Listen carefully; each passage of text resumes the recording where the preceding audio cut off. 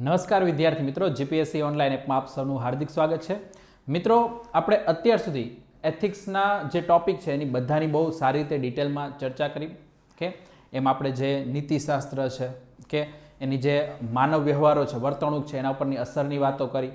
ત્યાર પછી આપણે જે વલણ છે તો વલણના અલગ અલગ મુદ્દાઓ છે એ આપણે જોયા. રાજનૈતિક વલણ, નૈતિક વલણ, એમની વાત કરી. ત્યાર પછી આપણે ઇમોશનલ ઇન્ટેલિજન્સ છે એ બહુ ડિટેલમાં જોયું અને એને લગતા જેટલા મુદ્દાઓ છે આપણે ખાસ સારી રીતે જોયા. પછી આપણે જે નીતિશાસ્ત્રના જે સંબંધિત મુદ્દાઓ છે, ખાસ કરીને ભ્રષ્ટાચાર, તો ભ્રષ્ટાચાર વિશે વાત કરી, લોકપાલ, લોકાયુક્ત, તો આ જેટલા પણ આપણા સિલેબસના ટોપિક છે એની વાત કરી. હવે આ સેશન છે એની અંદર આપણે શું કરવાના છે કે અલગ અલગ જે ટાઈપના ક્વેશ્ચન છે એની આપણે ચર્ચા કરવાના છે.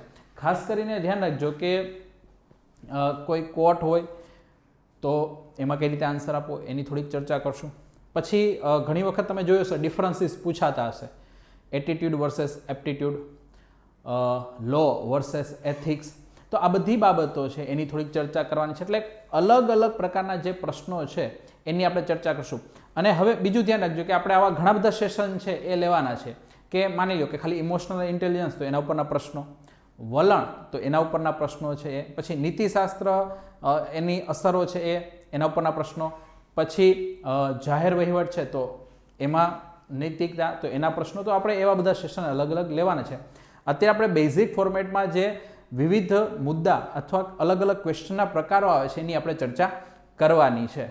તો એક પછી એક મુદ્દાઓ આપણે જોઈએ. ઓકે, તો ધ્યાન રાખજો. સામાન્ય રીતે ઓકે તમે જોતા હશો કે આવા પ્રકારના છે પ્રશ્નો પૂછાતા હોય કે અહીંયા કોઈ હોય કે તમે નૈતિકતા એના દ્વારા શું સમજો છો, તમે ઇમોશનલ ઇન્ટેલિજન્સ તો એનાથી શું સમજો છો, તમે વલણ એનાથી શું સમજો છો. ઓકે, તો ખાલી જગ્યામાં શું આવશે, અલગ અલગ શબ્દો આવશે અને એ તમારે ડિફાઇન કરવાના રહેતા હોય. પછી તમારા જીવન અથવા જાહેર સેવામાં તેના મહત્વ વિશે ચર્ચા કરો. એટલે પહેલાં પૂછે કે ભાઈ વલણથી તમે શું સમજો છો, તમારા જીવન કે જાહેર સેવામાં તેના મહત્વ વિશે ચર્ચા કરો. પછી એક પ્રશ્ન આવો ઘણી વખત પૂછાઈ જતો હોય ઓકે કે ખાલી જગ્યા અને ખાલી જગ્યા વચ્ચેનો તફાવત, એપ્ટિટ્યૂડ અને એટીટ્યૂડ છે એના વચ્ચેનો તફાવત છે એ કરો. કે પછી માની લો કે આવા પ્રકારના પ્રશ્ન આવે કે ભાઈ ખાલી જગ્યા એટલે માની લો કે વલણ તમારા જીવનમાં કેટલી હદ સુધી મહત્વનું છે અને કેટલાક ઉદાહરણો આપી ચર્ચા કરો. તો બેઝિક ફોર્મેટમાં આવા પ્રશ્નો તમને છે એ પૂછાઈ જતા હોય. કે ઘણી વખત બે બાબતો છે એ વધારે ભેગી કરીને તમને એક્ઝામમાં પૂછી લેવામાં આવે, કારણ કે અત્યારે છે એ 10 માર્કના ક્વેશ્ચન પૂછાય છે. ઓકે, તમારે 150થી લઈને 200 શબ્દ, ઓકે માની લો કે તમે ડીવાયએસઓ, એસટીઆઈ એ બધી એક્ઝામિનેશન આપો છો તો તમારે 150 વર્ડ છે ઓકે એમાં લખવાનું થતું હોય અથવા છે તમારે 200 શબ્દમાં લખવાનું થતું હોય, તો આ બાબત તમારે ધ્યાનમાં રાખવાની છે. ઓકે, તો આટલું આપણે જોશું. ચાલો, મોટાભાગે તો હવે 200 શબ્દો છે એ જ સ્ટાન્ડર્ડ કરી દીધા છે કે 10 માર્કનો પ્રશ્ન અને 200 શબ્દ આટલું તમારે લખવાનું રહે. આમ છતાં પણ તમારે છે આટલી પ્રેક્ટિસ કરવાની કે તમને 10 માર્કમાં પૂછાઈ જાય કે 15 માર્કમાં કોઈ ક્વેશ્ચન પૂછાઈ જાય તો તમે કઈ રીતે હેન્ડલ કરી શકો. આપણે તો 10 માર્કનું ફોર્મેટ રહેલું છે. ઓકે, ચાલો, તો આવા પ્રકારનું પૂછાય કે ભાઈ ખાલી જગ્યા અપનાવતી વખતે તમને કયા પડકારોનો સામનો કરવો પડે છે. કે તો આ બધા અલગ અલગ ક્વેશ્ચનના પ્રકાર છે એ તમારે જોવાના રહે છે. જેમ કે તમને એક વસ્તુ અહીંયા પૂછે આવું, ઓકે આ ખાલી એક્ઝામ્પલ છે. ફરીથી હું તમને મિત્રો કહું છું, આ હું કોઈ પણ પ્રકારના અત્યારે હજી આદર્શ પ્રશ્નો કે એના જવાબ હું કરાવતો નથી, આ ધ્યાન રાખજો. કે એટલે એમ માનીને ચાલતા કે ભાઈ ચાલો અત્યારે હવે છે આઈડિયલ ક્વેશ્ચન આન્સર શરૂ થઈ ગયા છે, એવું આઈડિયલ ક્વેશ્ચન આન્સર એનું કોઈ ફોર્મેટ હજી મેં ચાલુ નથી કર્યું. કે એવું હશે ત્યારે હું તમને ચોક્કસ કહી કે ભાઈ ચાલો આઈડિયલ ક્વેશ્ચન આન્સર હવે ચાલુ થયા છે તો હવે તમારે જોવાનું છે, અથવા આવું જ બેઠું બેઠું તમે એક્ઝામમાં લખી શકો. અત્યારે હજી આપણે ખાલી ક્વેશ્ચનના ટુકડા પાડ્યા છે, એટલે તમારે ખાલી ટુકડાઓને સમજવાના છે કે ભાઈ કઈ રીતે એક એક ટુકડા છે એને તમે હેન્ડલ કરી શકો. કે તો ઘણી વખત તમને પ્રેક્ટિકલી એથિક્સમાં એવો પ્રશ્ન પૂછી શકે ઓકે કે ભાઈ તમે પોતે કઈ રીતે જવાબદાર બની શકો, હાઉ આઈ શુડ એકાઉન્ટેબલ. કે તો એના માટે તમારે લખવું પડે કે ભાઈ મારે મારા વર્તન અને ક્રિયાઓનો હિસાબ આપવા માટે હંમેશા તૈયાર રહેવું જોઈએ. આનો આન્સર આ આવે ઓકે, કે હું એકાઉન્ટેબલ કઈ રીતે બનું, કે હું જે પણ કાર્ય કરું છું, ઓકે, હું જે પણ એક્ટિવિટી કરું છું આખા દિવસની અંદર અથવા એક લોંગ ટર્મ છે, મહિનો છે એની અંદર, તો એના પર મારે ધ્યાન રાખવાનું છે. ઓકે, પછી એની જવાબદારી ઉપાડવા માટે હરહંમેશ મારે શું કરવું જોઈએ, તૈયાર રહેવું જોઈએ. મારે મારા વ્યક્તિગત અને વ્યવસાયિક જીવન બંને માટે જવાબદાર રહેવું જોઈએ. ઓકે, આ પણ ધ્યાનમાં રાખવાનું છે, કારણ કે તમે જ્યારે કોઈ પ્રોફેશનમાં જોડાવ છો તો બે લાઈફ થઈ જાય છે. એક તો તમારી પ્રોફેશનલ લાઈફ થાય છે અને એક તમારી જે ઓલરેડી તમારી જે પર્સનલ લાઈફ છે એ. તો બંને બાબતો છે એ તમારે ધ્યાનમાં રાખવાની છે. ઓકે, પછી એ પણ કહેવાનું ભાઈ હું એક હકીકતની પ્રશંસા કરું છું કે જવાબદારી લેવી એ અન્ય પર વિશ્વાસ લાવે છે. કારણ કે તમે જવાબદારી ઉપાડશો તો તમારા ઉપર બીજા લોકો શું કરશે, વિશ્વાસ કરશે. ઓકે, તો પહેલાં તો તમારું થિંકિંગ લેવલ છે આ પ્રકારે તમારે બનાવવાનું છે કે તમને ક્યારેય કોઈ આવા પ્રકારના પ્રશ્નો પૂછે તો તમારા મનમાં આ રીતે ફોર્મેટ છે ધીમે ધીમે ગોઠવવાનું ચાલુ થઈ જવું જોઈએ. ઓકે, તો આ બાબત છે. ઓકે, ચાલો હવે માની લો કે તમને આવા પ્રકારનો પ્રશ્ન પૂછે કે આના અને આના વચ્ચેનો તફાવત. ઓકે, જેમ કે એથિક્સ અને લો એના વચ્ચેનો તફાવત, એટીટ્યુડ એપ્ટિટ્યુડ વચ્ચેનો તફાવત, અથવા સો એન્ડ સો કોઈ પણ બાબત છે એ. તો એમાં તમારે શું કરવાનું છે, તો પહેલી બાબત યોગ્ય ઉદાહરણો સાથે ચર્ચા કરવાની છે. તમે આ રીતે પણ ફોર્મેટ કરી શકો, તમે બે પાર્ટ પાડી શકો અહીંયા. ઓકે, અહીંયા છે તમે જે વસ્તુ એ છે એ રાખો, બી રાખો, પછી બંનેનો તફાવત તમે એ કરો. અહીંયા પહેલો મુદ્દો, અહીંયા પહેલો, બીજો, ત્રીજો. તો આ રીતે તફાવત પાડીને પણ તમે છે એ આન્સર કરી શકો. ઓકે, આ ધ્યાનમાં રાખવાનું છે. ઓકે, તો ઉદાહરણો આપીને ચર્ચા કરવાની છે. પછી તમારી સાચી સરખામણી પર જ છે આવા પ્રશ્નો આધારિત હોય છે. તમે જેટલી વ્યવસ્થિત તુલના કરશો, સરખામણી કરશો, એના પર આ પ્રશ્નો આધારિત છે. બીજું કે અહીંયા પ્રશ્નોમાં સારા ગુણ મેળવવા માટે સાચી વ્યાખ્યા કરવી પણ આવશ્યક છે. તમને ખ્યાલ હોવું જોઈએ એટીટ્યુડ એટલે શું, એપ્ટિટ્યુડ એટલે શું. ઓકે, અને હવે આપણે થોડીક તુલના એ પ્રમાણે જોઈએ. ફરીથી કહી દઉં કે જે અત્યારે અહીં તુલના તમને બતાવવામાં આવે છે બહુ બેઝિક લેવલથી જે તુલના બતાવેલી છે. ડાયરેક્ટલી એવું જરૂર નથી કે બેઠે બેઠું બધું છે ઓકે તમે એક્ઝામમાં લખીને આવો તો તમને પૂરા માર્ક્સ મળે. ઓકે, એટલે હજી આઈડિયલ ક્વેશ્ચન નથી, ખાલી હજી સમજાવવામાં આવે છે કે ભાઈ તફાવતવાળા પ્રશ્નો પૂછાય તો તમારે કઈ રીતે હેન્ડલ કરવાના છે. ઓકે, ચાલો માની લો કે તમને પૂછે છે difference between value and ethics. Okay, તો તમે આ રીતે લાઇન ટુ લાઇન પણ લખી શકો અથવા તફાવત પાડીને લખી શકો કે ભાઈ નીતિશાસ્ત્ર છે. પહેલાં તમે એથિક્સની વાત કરો તો એ શું છે, ફિલોસોફીની એક શાખા છે કે જેનો ઉપયોગ આદર્શ માનવ વર્તન કે આદર્શ બનવાની રીતોનો અભ્યાસ કરવા માટે કરવામાં આવે છે. આપણે ઓલરેડી એથિક્સની ચર્ચા કરી ત્યારે આ બધી બાબતો જોઈએ જ હતી. ઓકે, પછી નૈતિક અને અનૈતિક શું છે તો એમના સામાજિક ધોરણો દ્વારા નક્કી કરવામાં આવે છે અને વ્યક્તિમાં એ શું હોય છે, અલગ હોય છે. ઓકે, તો એથિક્સનો ઉપયોગ છે અહીંયા કરવામાં આવે છે કે ભાઈ શું હોવું જોઈએ, શું ન હોવું જોઈએ, શું યોગ્ય છે, શું અયોગ્ય છે, આ બધી બાબત ધ્યાનમાં રાખવાની છે. તો આ નૈતિકતાની વાત કરી. હવે મૂલ્યો છે એ શું છે, વ્યક્તિનું મૂર્ત સ્વરૂપ છે. જેવા એની અંદર મૂલ્યો રહેલા છે એવું જ વ્યક્તિત્વ એનું નિખરશે, એવું જ એમનું વ્યક્તિત્વ એ ધારણ કરશે. તો એના વર્તન માટેનો એ આધાર છે. એ માની લ્યો કે પ્રામાણિકતાના મૂલ્યોમાં વિશ્વાસ કરતો હશે ઓકે તો એનું વ્યક્તિત્વ પ્રામાણિક હશે. ઓકે, એ સત્યનિષ્ઠામાં વિશ્વાસ ધરાવતો હશે, એ ટ્રુથ ઉપર વિશ્વાસ ધરાવતો હશે તો એનું વ્યક્તિત્વ એ રીતે તમને જોવા મળશે. તો એના જે વર્તન છે, વાણી વ્યવહાર છે, એનો બેઝ શું છે, આ મૂલ્ય છે એ રહેલ છે. ઓકે, અને બીજું નીતિશાસ્ત્રનો આધાર પણ બનાવે છે. ઓકે, ધ્યાનમાં રાખવાનું છે. તો મૂલ્ય શું કરશે, મૂલ્ય છે એ નીતિશાસ્ત્રનો આધાર પણ બનાવે છે. તો આ બાબત તમે અહીંયા કહી. પછી ધ્યાન રાખજો કે નીતિશાસ્ત્ર અને મૂલ્યો બંને પરિસ્થિતિગત અને સંબંધિત સંજોગોમાં કેવા છે, બંને પરિવર્તનશીલ છે. ઓકે, તમે જોતા હશો કે ભાઈ એથિક્સ છે તો એ આઈડિયોલોજી ફરે, સમય ફરે, પરિસ્થિતિ ફરે એટલે તરત એનું સ્વરૂપ બદલાઈ જાય છે. તો મૂલ્યોમાં પણ એ રીતે રહેલું છે, સમય જતાં મૂલ્યોમાં ફેરફાર થતા હોય છે. તો આ બાબત હતી એમની.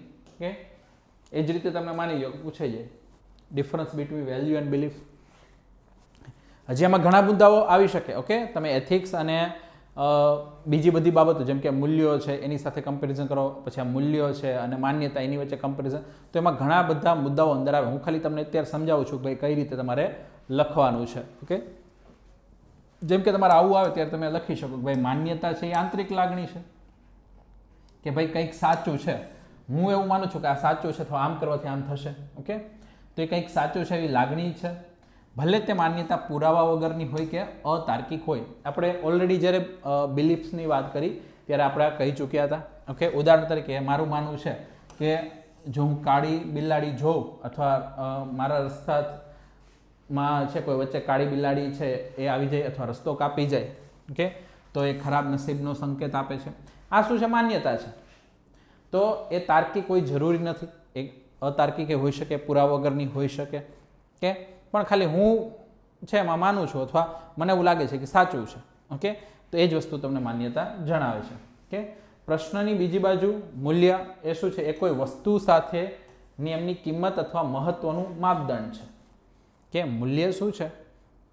મૂલ્ય છે એ કોઈ પણ વસ્તુ છે, વ્યક્તિ છે, કે તો એનું મહત્વ દર્શાવે છે, એનું માપદંડ તમને દર્શાવે છે. જ્યારે હું વેલ્યુની વાત કરું છું એ આપણે કહેતા હોય ને ભાઈ વેલ્યુ અથવા પ્રાઇસ. માની લ્યો તમારી સામે બે પેન છે તો તમે કહો કે ભાઈ આ 10 રૂપિયાની છે, આ 20 રૂપિયાની છે. ઓકે, તો એ શું થયું? એકની વેલ્યુ 20 રૂપિયાની થઈ, એકની વેલ્યુ કેટલી થઈ? 10 રૂપિયાની થઈ. તો એનું માપદંડ બતાવે છે કે ભાઈ કોનું કેટલું સ્ટાન્ડર્ડ રહેલું છે. ઓકે, તો આ તમારે ધ્યાનમાં રાખવાનું છે.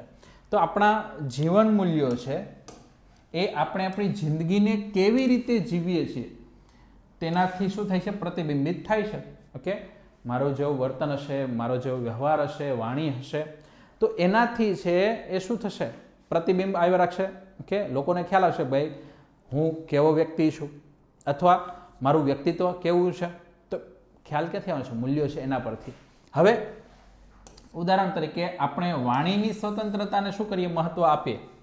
ઓકે, એક તરફ શું છે? વાણીની સ્વતંત્રતા. આ પણ ઉદાહરણ આપણે આગળ જોઈ ગયા છે. ઓકે, એના વર્ષે શું છે? ફેમિલીનું મહત્વ અથવા પરિવારોનું મૂલ્ય. જો તમારે પરિવારોનું મૂલ્ય જાળવીને રાખવું હોય તો તમારે વાણી સ્વતંત્રતા છે એના પર થોડોક રોક લગાવવી પડે, કારણ કે તમારે આખા પરિવાર વચ્ચે જીવન જીવવું છે. બધાના મૂલ્યો ઘણીવાર અલગ અલગ હોઈ શકે, બધાના વાણી વિચાર અલગ હોઈ શકે. ઓકે, તો બની શકે કે ત્યાં તમારી જે આઝાદી છે એ જોખમાય અથવા ઓછી થઈ જાય, પણ સામે છેડે તમને પરિવાર છે એની હૂંફ મળશે, પરિવારમાં જીવવાનો મોકો મળે છે. ઓકે, તો બંને મૂલ્યો આ રીતે અલગ અલગ હોઈ શકે છે. તો ધ્યાન રાખજો કે આપણા બધાની આપણી જે માન્યતાઓ છે અને જે મૂલ્યો છે એના વચ્ચે સતત આંતરિક લડાઈ ચાલતી હોય છે. એટલે છેલ્લે આપણે તુલના પણ કહી દઈએ કે આપણી જે પણ બિલીફ્સ હોય અથવા જે પણ મૂલ્યો હોય એ સતત કેવા થતા હોય? સંઘર્ષરત રહેતા હોય. તમારે જ્યારે પણ કોઈ નિર્ણય લેવાના થાય તો નિર્ણયમાં તમારે આ જ બધું વિચારવાનું રહે કે ભાઈ આનાથી મને ખાનગી લાભ થશે પણ મારા ક્યાંક ને ક્યાંક મારી સત્યનિષ્ઠા જોખમાં છે, મારી પ્રામાણિકતા જોખમાં છે. બીજી તરફ શું થાય કે ક્યાંક છે એ તમારી છે એ સત્યનિષ્ઠાને બધી વસ્તુ થતી હોય પણ સામે છેડે નુકસાન બીજું થતું હોય, ખાનગી લાભ ન થતો હોય. કે તો આવા મૂલ્યો છે, તમારી માન્યતાઓ છે. ઘણી વખત તમારી માન્યતાઓ છે એ ક્યાંક તાર્કિક રીતે પુરવાર થઈ જાય તો એ સ્ટ્રોંગ બની જાય, અથવા તમે ઘણીવાર તમારી માન્યતાઓ છે તમારી સામે જે છે એ ક્યાંક ને ક્યાંક ભંગ થતા જુઓ. ઓકે, તો તરત તમને એના ઉપરથી વિશ્વાસ ઉઠી જાય. ઓકે, તો સતર્સામાં સંઘર્ષ અને પરિવર્તન છે આવતું રહેતું હોય છે. ચાલો, તો કેટલીક વાર આપણે આપણી માન્યતાઓને જ મૂલ્યો તરીકે અથવા મૂલ્યો છે એને જ માન્યતા તરીકે જોઈએ છે. ઘણી વખત એટલું બંને મિક્સ થઈ જાય તો બંનેનો ડિફરન્સ આપણને ઘણીવાર જોવા ના મળે. તો મિત્રો તમે જ્યારે પણ આવા તુલનાત્મક પ્રશ્નો લખવાના થાય, તફાવત વચ્ચેના લખવાના થાય, તો તમારે આ રીતે તુલના કરવાની છે, બંને વચ્ચેનો ડિફરન્સ છે એ પણ તમારે બતાવવાનો રહે છે. ઓકે, પછી જેમ કે આપણે વાત કરતા હતા એટીટ્યુડ અને aptitude. Okay, difference between attitude અને એપ્ટિટ્યુડ. એટીટ્યુડ એટલે શું છે? વલણ છે. ઓકે, એપ્ટિટ્યુડ શું છે? તમારી ક્ષમતા છે અથવા અભિક્ષમતા છે. ઓકે, તો આપણે જોઈએ તો ધ્યાન જો વલણ છે આપણે આગળ જોઈ ગયા પ્રમાણે કે કોઈ વ્યક્તિ છે, વસ્તુ કે ઓબ્જેક્ટ છે, કોઈ ઘટના છે કે કોઈ વિચાર પ્રત્યે આપણી હકારાત્મક, નકારાત્મક કે ઉદાસીન લાગણી છે. ઓકે, લાગણી પણ આવશે, આગળ જતાં એક્શન પણ આવે. ઓકે, અથવા જ્ઞાન છે એ તમારે જોવાનું રહે. એ જ્ઞાન તમારું હકારાત્મક પણ હોઈ શકે વસ્તુ પ્રત્યે, નકારાત્મક હોઈ શકે, અથવા તમે એનાથી ઉદાસીન હોય, તમને એના વિશે કોઈ ફરક ના પડતો હોય અથવા તમને એનું કોઈ જ્ઞાન જ ન હોય અથવા કોઈ લાગણી ન હોય અથવા તમારું કોઈ વર્તન જ એના પર તે ફિક્સ ના હોય. ઓકે, જ્યારે યોગ્યતા કે એ ચોક્કસ પ્રકારનું કામ કરવાની ક્ષમતા છે, પણ યોગ્યતા મીન્સ શું છે અહીંયા?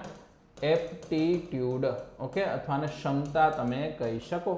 એપ્ટિટ્યુડ શું છે? ક્ષમતા શું છે? અથવા અભિક્ષમતા. ઓકે, અભિક્ષમતા શું છે? ચોક્કસ પ્રકારનું કામ કરવાની ક્ષમતા. જેમ કે તમે જોતા છો કે ઘણા વ્યક્તિઓ છે એ જન્મજાત છે એને ગાવાનો શોખ હોય. ઓકે, સિંગર, ભલે એને એટલી બધી છે ક્યાંય પ્રેક્ટિસ ના કરવી, પણ એને બાયબોર્ન છે એનું ગળું જેટલું સારું મળેલું હોય કે એ ત્યાં જ ફિટ બેસે એમ હોય. ઘણા વ્યક્તિઓ છે એવા સંગીતકાર મોટા છે કે એ પર્ટિક્યુલર જે કોઈ પણ ઇન્સ્ટ્રુમેન્ટ છે બહુ સારી રીતે વગાડી શકતા હોય. ઓકે, એના જેવું બીજું કોઈ વ્યક્તિ સારું વગાડી ન શકે. દોડવીર છે, ઓકે, રમતવીરો છે. તો ક્યાંક ને ક્યાંક બધાની શું રહેલી છે? અંદરમાં ક્ષમતા રહેલી છે અને એ પર્ટિક્યુલર કામ એ વ્યક્તિ સારું કરી શકે છે. કે તો એને શું કહેવાશે? એની અભિક્ષમતા અથવા એપ્ટિટ્યુડ કહેવામાં આવશે. કે હવે તમે મને એમ કહો, ઓકે, કે સાહેબ તમારે 50 કિલોમીટર છે, ઓકે, નોન સ્ટોપ દોડે જવાનું છે, તો ભાઈ મારે કેવું પડે? ભાઈ રહેવા દે, 500 મીટર દોડવામાં એ હાફ ચડી જાય છે, 50 કિલોમીટર તો બહુ દૂરની વાત રહી. તો ત્યાં પછી મારી ક્ષમતા નથી, ત્યાં મારી કોઈ અભિક્ષમતા નહીં આવે. પણ તમે મને કહેશો કે ભાઈ સાહેબ તમારે આજે 5 કલાક લેક્ચર લઈ નાખવાના છે, તો આપણે કહેશું કંઈ વાંધો નહીં, હમણાં લેક્ચર લઈ કાઢીએ. ઓકે, તો ધ્યાન રાખો કે દરેકની પોતપોતાની ક્ષમતાઓ રહેલી હોય છે. તો ક્ષમતા આ વસ્તુ બતાવે છે. અને વલણ શું છે? કે તમારે કોઈ ઓબ્જેક્ટ પ્રત્યે, ઘટના પ્રત્યે કે વ્યક્તિ પ્રત્યે તમારી લાગણી, તમારું વર્તન અથવા તમારું જ્ઞાન કેવું છે એ તમારું વલણ બતાવે છે. ઓકે, ચાલો. તો વલણ અને યોગ્યતા અથવા અભિક્ષમતા બંને શું કરી શકાય છે? પ્રાપ્ત કરી શકાય છે. કે તમે અલગ અલગ વસ્તુનું જ્ઞાન મેળવીને એના પ્રત્યે છે થોડીક લાગણી કેળવી શકો છો.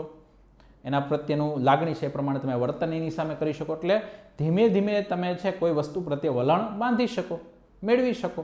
એ જ રીતે ક્ષમતા છે એમાં પણ કેળવી શકો. જેમ કે મેં તમને હમણાં 50 કિલોમીટરની વાત કરી, મને તમે એમ કહો કે 50 કિલોમીટર દોડવાનું છે. બની શકે કે આજના સમયે હું હજી 50 કિલોમીટર ના દોડી શકું, પણ ધીમે ધીમે માની લો કે હું દિશામાં મહેનત કરવાનું ચાલુ કરું. ઓકે, કે 500 મીટર, પછી kilometre, 2 kilometre, 3 kilometre, 5 kilometre, 10 kilometre, ધીમે ધીમે ધીમે ધીમે એટલી પ્રેક્ટિસ રોજે રોજની કરવાની થાય, કન્ટિન્યુટી થાય કે એક સમય એવો આવે કે 50 કિલોમીટર પર દોડી શકાય. ઓકે, તો આ બધી સંભાવનાઓ બતાવે છે કે ભાઈ આમાં શું થાય છે? તમે આ બધી વસ્તુ પ્રાપ્ત કરી શકો. વલણ પ્રાપ્ત કરી શકાય છે. બની શકે કે તમારું વલણ પહેલાં નકારાત્મક હોય, પણ તમે ધીમે ધીમે જે જીવન છે એની સમજણ કેળવો, વિચારધારાઓ તમારી બદલાવો, તો બની શકે કે તમારી વિચારસરણી, તમારા કાર્યો છે એ શું બની જાય? સકારાત્મક બની જાય, હકારાત્મક બની જાય. તો વલણમાં પણ ફેરફાર થઈ શકે છે અને ક્ષમતા છે એ પણ આવી શકે છે. કે પણ એના માટે મહેનત કરવી પડે. તો વલણ છે એ કોઈ ઓબ્જેક્ટ કે પાત્ર અથવા કોઈ ગુણો સાથે સંકળાયેલ છે. ઓકે, જ્યારે અભિક્ષમતા અથવા યોગ્યતા છે, ઓકે, ક્ષમતા કે યોગ્યતા છે, ઓકે, અભિક્ષમતા એ વ્યક્તિની વિવિધ ક્ષમતાઓ સાથે સંકળાયેલ છે. એમની ગાવાની, બોલવાની, ચાલવાની, દોડવાની, હરવાની, ફરવાની, જે પણ ક્ષમતા હોય એની સાથે સંકળાયેલ છે. તો આ બંને વચ્ચેનો આ ડિફરન્સ રહેલો છે. પછી જો વલણ છે, ઓકે, એ પાત્ર, ગુણો અને નૈતિક મૂલ્યો છે એ બતાવે છે. ઓકે, ઓછું કરે છે ને એ પણ બતાવે છે. ઓકે, જ્યારે યોગ્યતા નક્કી કરે છે કે શું કોઈ વ્યક્તિ કોઈ કાર્ય કરવા માટે ઇચ્છિત કુશળતા વિકસાવશે કે નહીં. કે એટલે ધ્યાન રાખો, અભિક્ષમતા છે, માની લો કે કોઈ વ્યક્તિ છે કે ફિક્સ છે કે હજી મારું ઠીક છે કે મેં તમને હજી દોડવાની વાત કરી, પણ માની લો કે કોઈ એવો વ્યક્તિ કે જે છે એ ચાલવાની ક્ષમતા પણ એની કેટલી છે? માત્ર ને માત્ર છે 50 થી 100 મીટર. ઓકે, જે વધારે ચાલી શકે એમ જ નથી. એનું સ્ટ્રક્ચર, બોડી સ્ટ્રક્ચર જે એ પ્રકારનું છે કે એ કોઈ પણ પ્રકારે ફિઝિકલ એક્ટિવિટીમાં આગળ નથી વધી શકે. મેન્ટલ એક્ટિવિટીમાં બની શકે કે ખૂબ જ આગળ હોય, કે તો સમજી લો કે ભાઈ એનામાં એ ક્ષમતા જ નથી કે કામ કરી શકે. ઓકે, તો ધ્યાન રાખો, ઇચ્છિત કુશળતા. કે અભિક્ષમતા શું બતાવશે કે ભાઈ કોઈ વ્યક્તિ છે એમાં એ પ્રકારની કુશળતા વિકસશે કે નહીં વિકસે. જેમ કે હું ખાલી બહુ બેઝિક ઉદાહરણ દઉં. માની લો કે તમારી પાસે રેતી છે.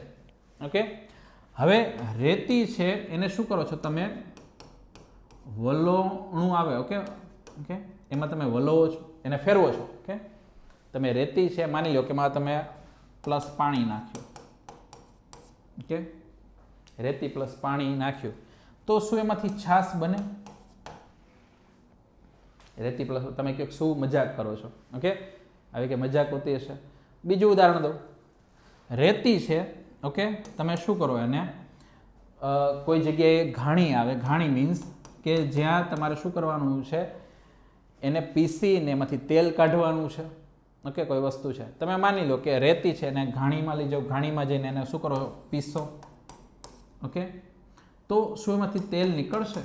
ઓકે, તમે ગમે એટલું તમે કહો ચાલો હું 5 કલાક આજે એને પીસે રાખી, તો એમાંથી તેલ નીકળશે? નહીં નીકળે, કારણ કે એમાં અંદર ક્ષમતા જ રહેલી નથી. પણ આની જગ્યાએ છે તમે શું કરો, મગફળી રાખો. ઓકે, અથવા કોઈ પણ તેલીબિયા રાખો, પછી તમે એને ઘાણીમાં નાખો તો એમાંથી શું નીકળશે? તેલ નીકળશે. તમે દહીં પ્લસ પાણી છે, ઓકે, એને વલો તો શું બનશે? છાશ બનશે, કારણ કે અંદર ઓલરેડી ક્ષમતા રહેલી છે. કે તો અભિક્ષમતા એપ્ટિટ્યૂડ છે બતાવે છે કે ભાઈ તમારામાં કઈ કુશળતા રહેલી છે અથવા કઈ વિકસાવી શકાય એમ છે, એ તમારે ધ્યાનમાં રાખવાનું છે. ઓકે, મને લાગે છે હવે તમને આ વસ્તુ સમજાઈ ગઈ હશે. તો ધ્યાન રાખજો, વલણ છે એ ફક્ત માનસિક હોય. ઓકે, વલણ છે કેવું છે? માનસિક હોય, અને એના આધારે પછી ફિઝિકલ એક્ટિવિટી થાય. જ્યારે અભિક્ષમતા છે માનસિક અને શારીરિક બંને હોઈ શકે. કોઈ વ્યક્તિ છે ચેસ સારું રમી શકે, માનસિક જે એક્ટિવિટી છે એ સારી કરી શકે, અને કોઈ ફિઝિકલ એક્ટિવિટી છે એ પણ સારી કરી શકે. ઓકે, તો આ બંને પ્રકારની હોઈ શકે છે. તો એ બાબત તમારે ધ્યાનમાં રાખવાની હતી. તો મને લાગે છે હવે તમને એટીટ્યુડ એપ્ટિટ્યુડ વચ્ચેનો ડિફરન્સ છે એ તમને ખ્યાલ આવી ગયો છે. હવે વાત આવે છે difference between law and ethics. હવે લો એન્ડ એથિક્સ છે એની પણ આપણે છે એક આગળ ચર્ચા કરી ચૂક્યા છે, પણ અત્યારે થોડુંક જોઈ લે. ઓકે, તો તમે જો કે અહીંયા એકબીજા સાથેના આપણા સંબંધોમાં મધ્યસ્થી માટે સરકારો દ્વારા શું કરવામાં આવે છે? કાયદા બનાવવામાં આવે છે અને લાગુ કરવામાં આવે છે. ઓકે, સરકાર શું કરે છે કે ભાઈ જે બધી વ્યવસ્થાઓ છે સારી રીતે ચાલી શકે, ઓકે, બધાને ન્યાય મળી રહે એ પ્રમાણે છે એ કાયદા છે વિકસાવતા હોય છે. ઓકે, તો આ બેઝિક બાબતો રહેલી છે. તો સરકારો દ્વારા તેની નાગરિકોની સુરક્ષા માટે કાયદા બનાવવામાં આવે છે. બીજું, સરકારમાં ન્યાયતંત્ર, પછી વિધાનસભા છે અથવા સંસદ, ઓકે, કે જે આપણે ચૂંટાયેલા જે લોકો છે ત્યાં બેસતા હોય, અને જાહેર અધિકારીઓ એટલે કે જે પબ્લિક ઓફિશિયલ છે એ.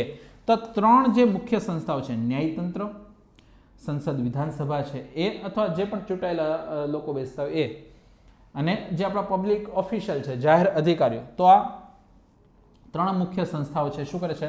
કાયદા બનાવવાની કામગીરી કરે છે, અને એને શું કરે છે? કાયદો બનાવે પણ છે અને એની અમલવારી પણ એ કરાવે છે. તો આ બાબત તમારે અહીંયા ધ્યાનમાં રાખવાની છે. ડન છે? ક્લિયર? ચાલો નેક્સ્ટ.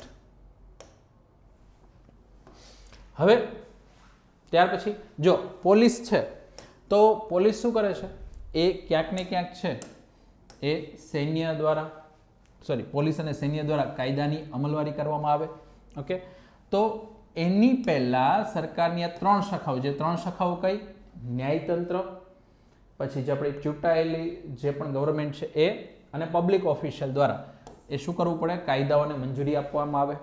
ઓકે, ન્યાયતંત્ર કહે કે ભાઈ બંધારણ અનુસાર કાયદો બનેલો છે, પછી સંસદ કે વિધાનસભા છે એને શું કરે? પાસ કરાવે. અને પબ્લિક ઓફિશિયલ છે એ એના અનુસાર છે એ શું કરે? નીતિ નિયમો બનાવે.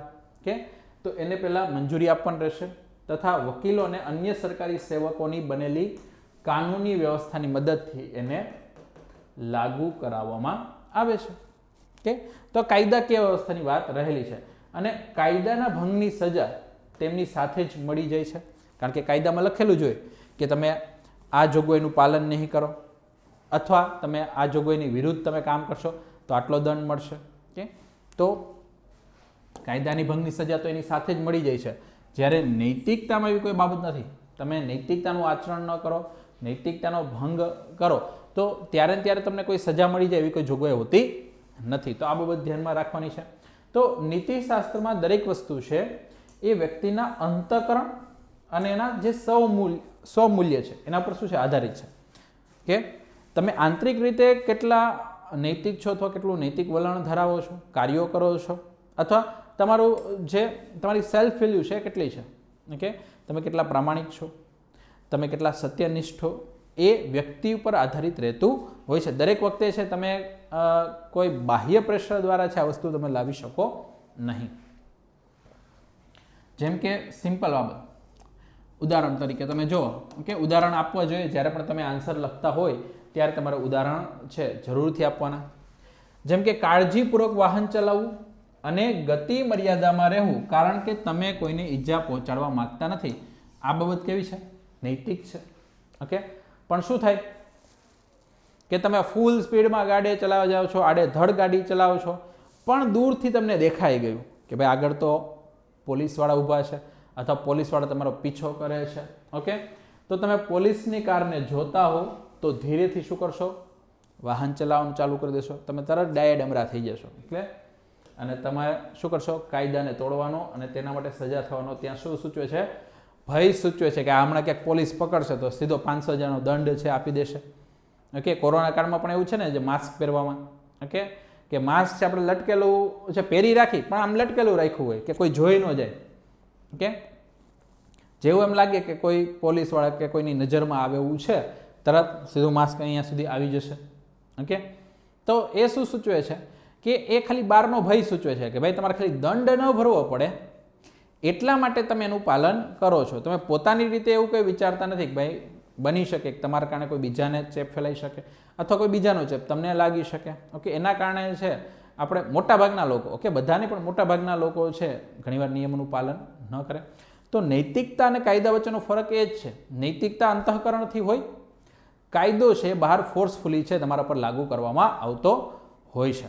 ઓકે, ચાલો, તો આ બધી બાબતો ધ્યાનમાં રાખવાની છે. આના સિવાયની વધારાની બાબતો છે એ તમે ડિફરન્સીસ છે એમાં લઈ શકો છો અને બીજા ઘણા બધા ઉદાહરણો છે આ ડિફરન્સીસમાં આવી શકે છે. ઓકે, તો મિત્રો અહીંયા સુધી પહેલાં બેઝિકલી આપણે શું કર્યું, બધા ડિફરન્સીસ જોયા. ઓકે, હવે આપણે એક પછી એક કોર્ટ અથવા કોઈ એવા મુદ્દાઓ છે એની ચર્ચા કરીએ. માની લો કે ઘણી વખત એક્ઝામમાં તમને આવા સીધા બેઠા બેઠા કોર્ટ છે મૂકી દેવામાં આવે. કોઈ સારા એવા થિંકર્સ છે, રાજનેતાઓ છે, ઓકે જે પ્રતિષ્ઠિત વ્યક્તિઓ છે, સેલિબ્રિટીઝ છે, તો એમના જે કોર્ટ છે એમના દ્વારા કહેલા વાક્યો છે એ મૂકવામાં આવે ને પછી કહેવામાં આવે સમજાવો. ઓકે, ફરીથી કહું છું કે અહીંયા હું જે આન્સર આપીશ એ કોઈ આઈડિયલ આન્સર નથી. તમે એમાં સુધાર વધાર બધું કરી શકો છો. હું ખાલી તમને સમજાવવાનો પ્રયત્ન કરું છું કે ભાઈ તમારે કઈ રીતે આ બધી વસ્તુ લખવાની છે.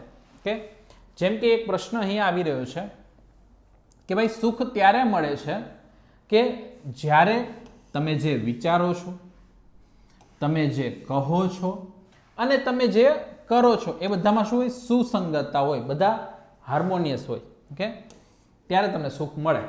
ઓકે, આવું કોણે કહ્યું, મહાત્મા ગાંધીએ. ઓકે, ઇંગ્લિશમાં જોઈ લે, happiness is when what you think, okay what you think, what you say, okay તમે જે કહો છો, and what you do are in harmony, એટલે કે તમે જે કાર્ય કરો છો એ બધામાં શું હોય, સુસંગતતા હોય, તો એને હેપીનેસ કહેવામાં આવે છે, એને સુખ ગણવામાં આવે છે. મહાત્મા ગાંધી કહેતા હતા. હવે જો અહીંયા સિમ્પલ શું કીધું છે કે તમારી જે કહેણી અને તમારી જે કરણી, કહેણી એટલે તમે જે બોલો છો, વિચારો છો એ, અને કરણી એટલે તમારા જે એક્શન છે, કાર્યો છે, એ બંનેમાં શું હોય, સુસંગતતા હોય, તો ક્યાંક ને ક્યાંક સુખ મળે. ઓકે, બહુ તમને બેઝિકલી ઉદાહરણ આપું કે માની લો તમને એમ લાગે કે ભાઈ મારે શરીરને થોડુંક ફિટ રાખવું છે. ઓકે, હવે શરીરને ફિટ રાખવું છે તો એટલા માટે તમે શું વિચારશો કે મારે છે થોડીક સવારમાં વહેલા ઉઠીને કસરત કરવી જોઈએ. ઓકે, ડાયટ ઉપર મારે થોડો કંટ્રોલ રાખવો જોઈએ. તો તમે રોજ વિચારો. ઓકે, વિચાર શું કે છે કે ભાઈ ફિટનેસ રાખવાની છે, અને સામે છેડે તમારી કરણી કેવી છે, વિચાર્યું હોય કે 6 વાગે ઉઠવાનું અથવા 5 વાગે ઉઠવાનું. ઓકે, 5 AM ક્લબમાં હું જોડાઈ જઈશ. ઓકે, 5 વાગે ઉઠીશ, કસરત કરીશ, આટલા છે કાર્યો કરીશ, અને જેવું સવારનું એલાર્મ વાગે એટલે તરત બંધ કરીને સીધું શું થશે, 7 વાગે 8 વાગશે, જેવા જ્યારે ઉઠતા હોય ત્યારે. તો અહીંયા શું થાય છે કે તમારી કહેણી અલગ છે, વિચારો અલગ છે, તમારી કરણી છે, એક્શન છે, અલગ થઈ જાય છે. તો એમાં છે સુખ આવતું નથી. ઓકે, તો એના વિશે થોડીક ચર્ચા કરીએ. તો આન્સર જોઈએ. તો સુખ શું છે? એ મનની સ્થિતિ છે. ઓકે, સુખ શું? મનની સ્થિતિ છે કે જ્યાં બધું અનુકૂળ લાગે છે અને બધી નકારાત્મક લાગણીઓ, ઓકે, એની શું હોય? ઓકે, નકારાત્મક લાગણીઓ છે એની સંપૂર્ણ ગેરહાજરી હોય. માનસિક સ્થિતિ એવી હોય કે જ્યાં તમને કોઈ બી જેવા મનમાં નકારાત્મક લાગણીઓ છે તમારા મનમાં નથી, અથવા તમને કોઈ ઘણો સમય ઘણીવાર એવો આવે કે જ્યારે તમને કંઈ બીજી પ્રાપ્ત કરવાની ઈચ્છા ન હોય, જે હોય એમાં તમે સુખી હોય. ઓકે, તો તમને પરિપૂર્ણતા મળી ગઈ છે એની એક તો તમને ઘણીવાર લાગણી થતી હોય, બીજું મનમાં છે કોઈ નકારાત્મક વિચારો આવતા ન હોય, ત્યારે તમને શું થશે? ત્યારે તમને આનંદ જ આનંદ આવ્યા રાખશે, તમને સુખ અને સુખ જ મળ્યા રાખશે. ઓકે, પછી ક્ષણિક સુખમાં હોઈ શકે, માની લો કે તમારી થોડીક એવી ઈચ્છા હતી કે ભાઈ મને પિઝા ખાવા મળે, અને પિઝા આવી ગયા તમારી સામે, તમે ખાઈ લીધા ને, તો એના વિશે વિચારો છો એટલે અહર્નિશ આનંદ આવવા લાગે. ઓકે, ખૂબ જ મજા આવવા લાગે, પણ એ ક્ષણિક હોય. ઓકે, તો ધ્યાન રાખો કે અહીંયા શું છે કે એવી મનની સ્થિતિ જ્યાં બધું તમને અનુકૂળ લાગતું હોય અને જે નકારાત્મક લાગણીઓ છે એની કેવી હોય? સંપૂર્ણ ગેરહાજરી હોય.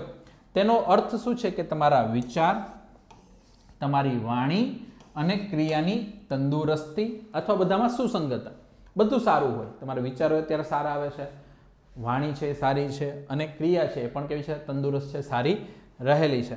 અને બાદમાં કોઈ પણ દુવિધા, ઓકે, દુવિધા એટલે કોઈ પણ ડિલેમા છે, અપેક્ષાઓ અને ચિંતાઓને શું કરે? જન્મ આપે. એટલે અહીંયા સુધી બરોબર હતું કે ભાઈ જ્યાં લગી બધું સાનુકૂળ સુસંગત હતું ત્યાં લગી સુખ હતું, પણ જેવું મનમાં દુવિધા આવે કે ભાઈ આ નંબર 1 સિલેક્ટ કરવું કે આ નંબર 2 સિલેક્ટ કરવું, કે મારે છે અરેન્જ મેરેજ કરવા જોઈએ કે લવ મેરેજ કરવા જોઈએ, મારે છે એ સાયન્સ રાખવું જોઈએ કે મારે આર્ટ્સ રાખવું જોઈએ, ઓકે, મારે જીપીએસસીની પ્રિપેરેશન કરવી જોઈએ કે મારે ખાનગી કંપનીમાં જોબ કરવાનું ચાલુ કરી દેવું જોઈએ. આવી તો ઘણી બધી બાબતો આવવાનું ચાલુ થાય, એટલે શું આવશે? ત્યાં દુવિધા, ડાયલેમા ક્રિએટ થયું કે ભાઈ આ કરવું કે તે કરવું. ત્યાં પછી મગજ છે ધીમે ધીમે શું થવા લાગે? એક પછી એક પીસાવા લાગે. ઓકે, તો એમાં શું આવશે? અપેક્ષાઓ આવશે, ને સાથે ચિંતાઓને જન્મ આપે કે ભાઈ હું આ કરીશ તો અપેક્ષા છે કે ભાઈ ક્લાસ 1 ઓફિસર બનીશ, સામે ચિંતા શું આવે? હું ફેલ થયો તો, મને માની લો જોબ કે એવું કંઈ ન મળ્યું તો હું શું કરીશ? ઓકે, ત્યાં ફરીથી દુવિધા ઉત્પન્ન થાય. ઓકે, કે નહીં થાય તો શું કરીશ? પ્લાન બી મારી પાસે છે કે નહીં? ઓકે, તો એક પછી એક શું થવા લાગ્યું છે? એક પછી એક છે તમારી અંદર દુવિધા છે બનવા લાગી છે, ચિંતા છે ક્રિએટ થવા લાગી છે, અને એના કારણે જે સુખ છે એ છીનવાવા લાગશે. તમને રાત દિવસ ઊંઘ નહીં આવે અથવા વિચારો આવ્યા રાખશે. આ બધી પ્રોસિજર છે થતી રહેતી હોય છે. ઓકે, તો ધ્યાન રાખજો અહીંયા કે આપણે એવી દુનિયામાં જીવીએ છીએ કે જ્યાં પૈસા અને સામગ્રી, ઓકે, એ સુખ અને ભાવનાઓને શું કરે છે? બદલી નાખે છે. અત્યારે આપણે કન્ઝ્યુમરિઝમની દુનિયામાં જીવીએ છીએ કે જ્યાં તમારી પાસે વધારે પૈસા હોય તો તમે તરત તમારી ભાવનાઓ બદલી જશે, તમારી જે સુખની પરિભાષા છે એ બદલાઈ જશે. વધારે તમારી પાસે સામગ્રીઓ છે તો સુખ અને ભાવનાઓ છે એ બદલાઈ જશે. ઓકે, તો ધ્યાન રાખો કે અત્યારે દરેક જણ છે એ અત્યારે ફ્રી સ્ટાઇલની જે રેસ છે એમાં ભાગ લેતી હોય એવું લાગે છે. ઓકે, ખાલી શું છે? તમારે દોડવાનું ચાલુ કરી દેવાનું. કોઈ નિયમ નથી, કોઈ રૂલ્સ રેગ્યુલેશન કાંઈ નથી, કોઈ ક્લુય કોઈ આપ્યો નથી કે આગળ જતા ક્યાં જવાનું છે, શું જવાનું છે, ઓકે, કયા નિયમોને ફોલો કરવાનું છે. ઓકે, ફ્રી સ્ટાઇલ રેસ છે, ખાલી તમે દોડો. ઓકે, તમે દોડતા જાઓ, તમે આગળ જતા ક્યાં પહોંચશો, કઈ રીતે પહોંચશો, શું પહોંચશો, ત્યાં પહોંચતા પણ તમને સુખ મળશે કે નહીં મળે એવું કોઈ ફિક્સ નથી. પણ કેવું છે? બધા રેસમાં ભાગ લઈ રહ્યા છે, દોડી રહ્યા છે, બધાને ચિંતા છે હું આગળ આ બીજા કરતાં આગળ નીકળી જઈશ કે નહીં નીકળો, અથવા આ મારા કરતાં આગળ નીકળી જશે તો હું શું કરીશ. કે તો એ બધી ચિંતા દુવિધાઓ છે એ થતી રહે છે, અને એના કારણે આપણે બધા લોકો સુખથી ક્યાંય પાછળ જતા રહે છે. દોડવામાં આગળ નીકળી જાય પણ સુખ પાછળ છૂટી જતું હોય. ઓકે, તો જીતવું એ ઉદ્દેશ્ય છે, રસ્તાનો કોઈ ફરક પડતો નથી કે આપણે ક્યાંથી ચાલીએ, અહીંથી, કે મારે ગમે એ થાય, ઓકે, મારે શું કરવું છે, મારા ઉદ્દેશ્ય છે એ પ્રાપ્ત કરવો છે, રસ્તો ગમે એટલે ગમે એ અપનાવજો, એટલે સાધન ગમે એ હોય, સાધન શુદ્ધિ ઉપર અસર જ નથી કે સાધન સારું હોય કે ખરાબ હોય, એ નહીં, મારું સાધ્ય છે મળવું જોઈએ, મારો જે ગોલ છે પૂરો થવો જોઈએ. તો પાથ્સ ડોન્ટ મેટર એનીમોર. આપણે આ વિચારસરણીમાં આગળ વધી રહ્યા છીએ.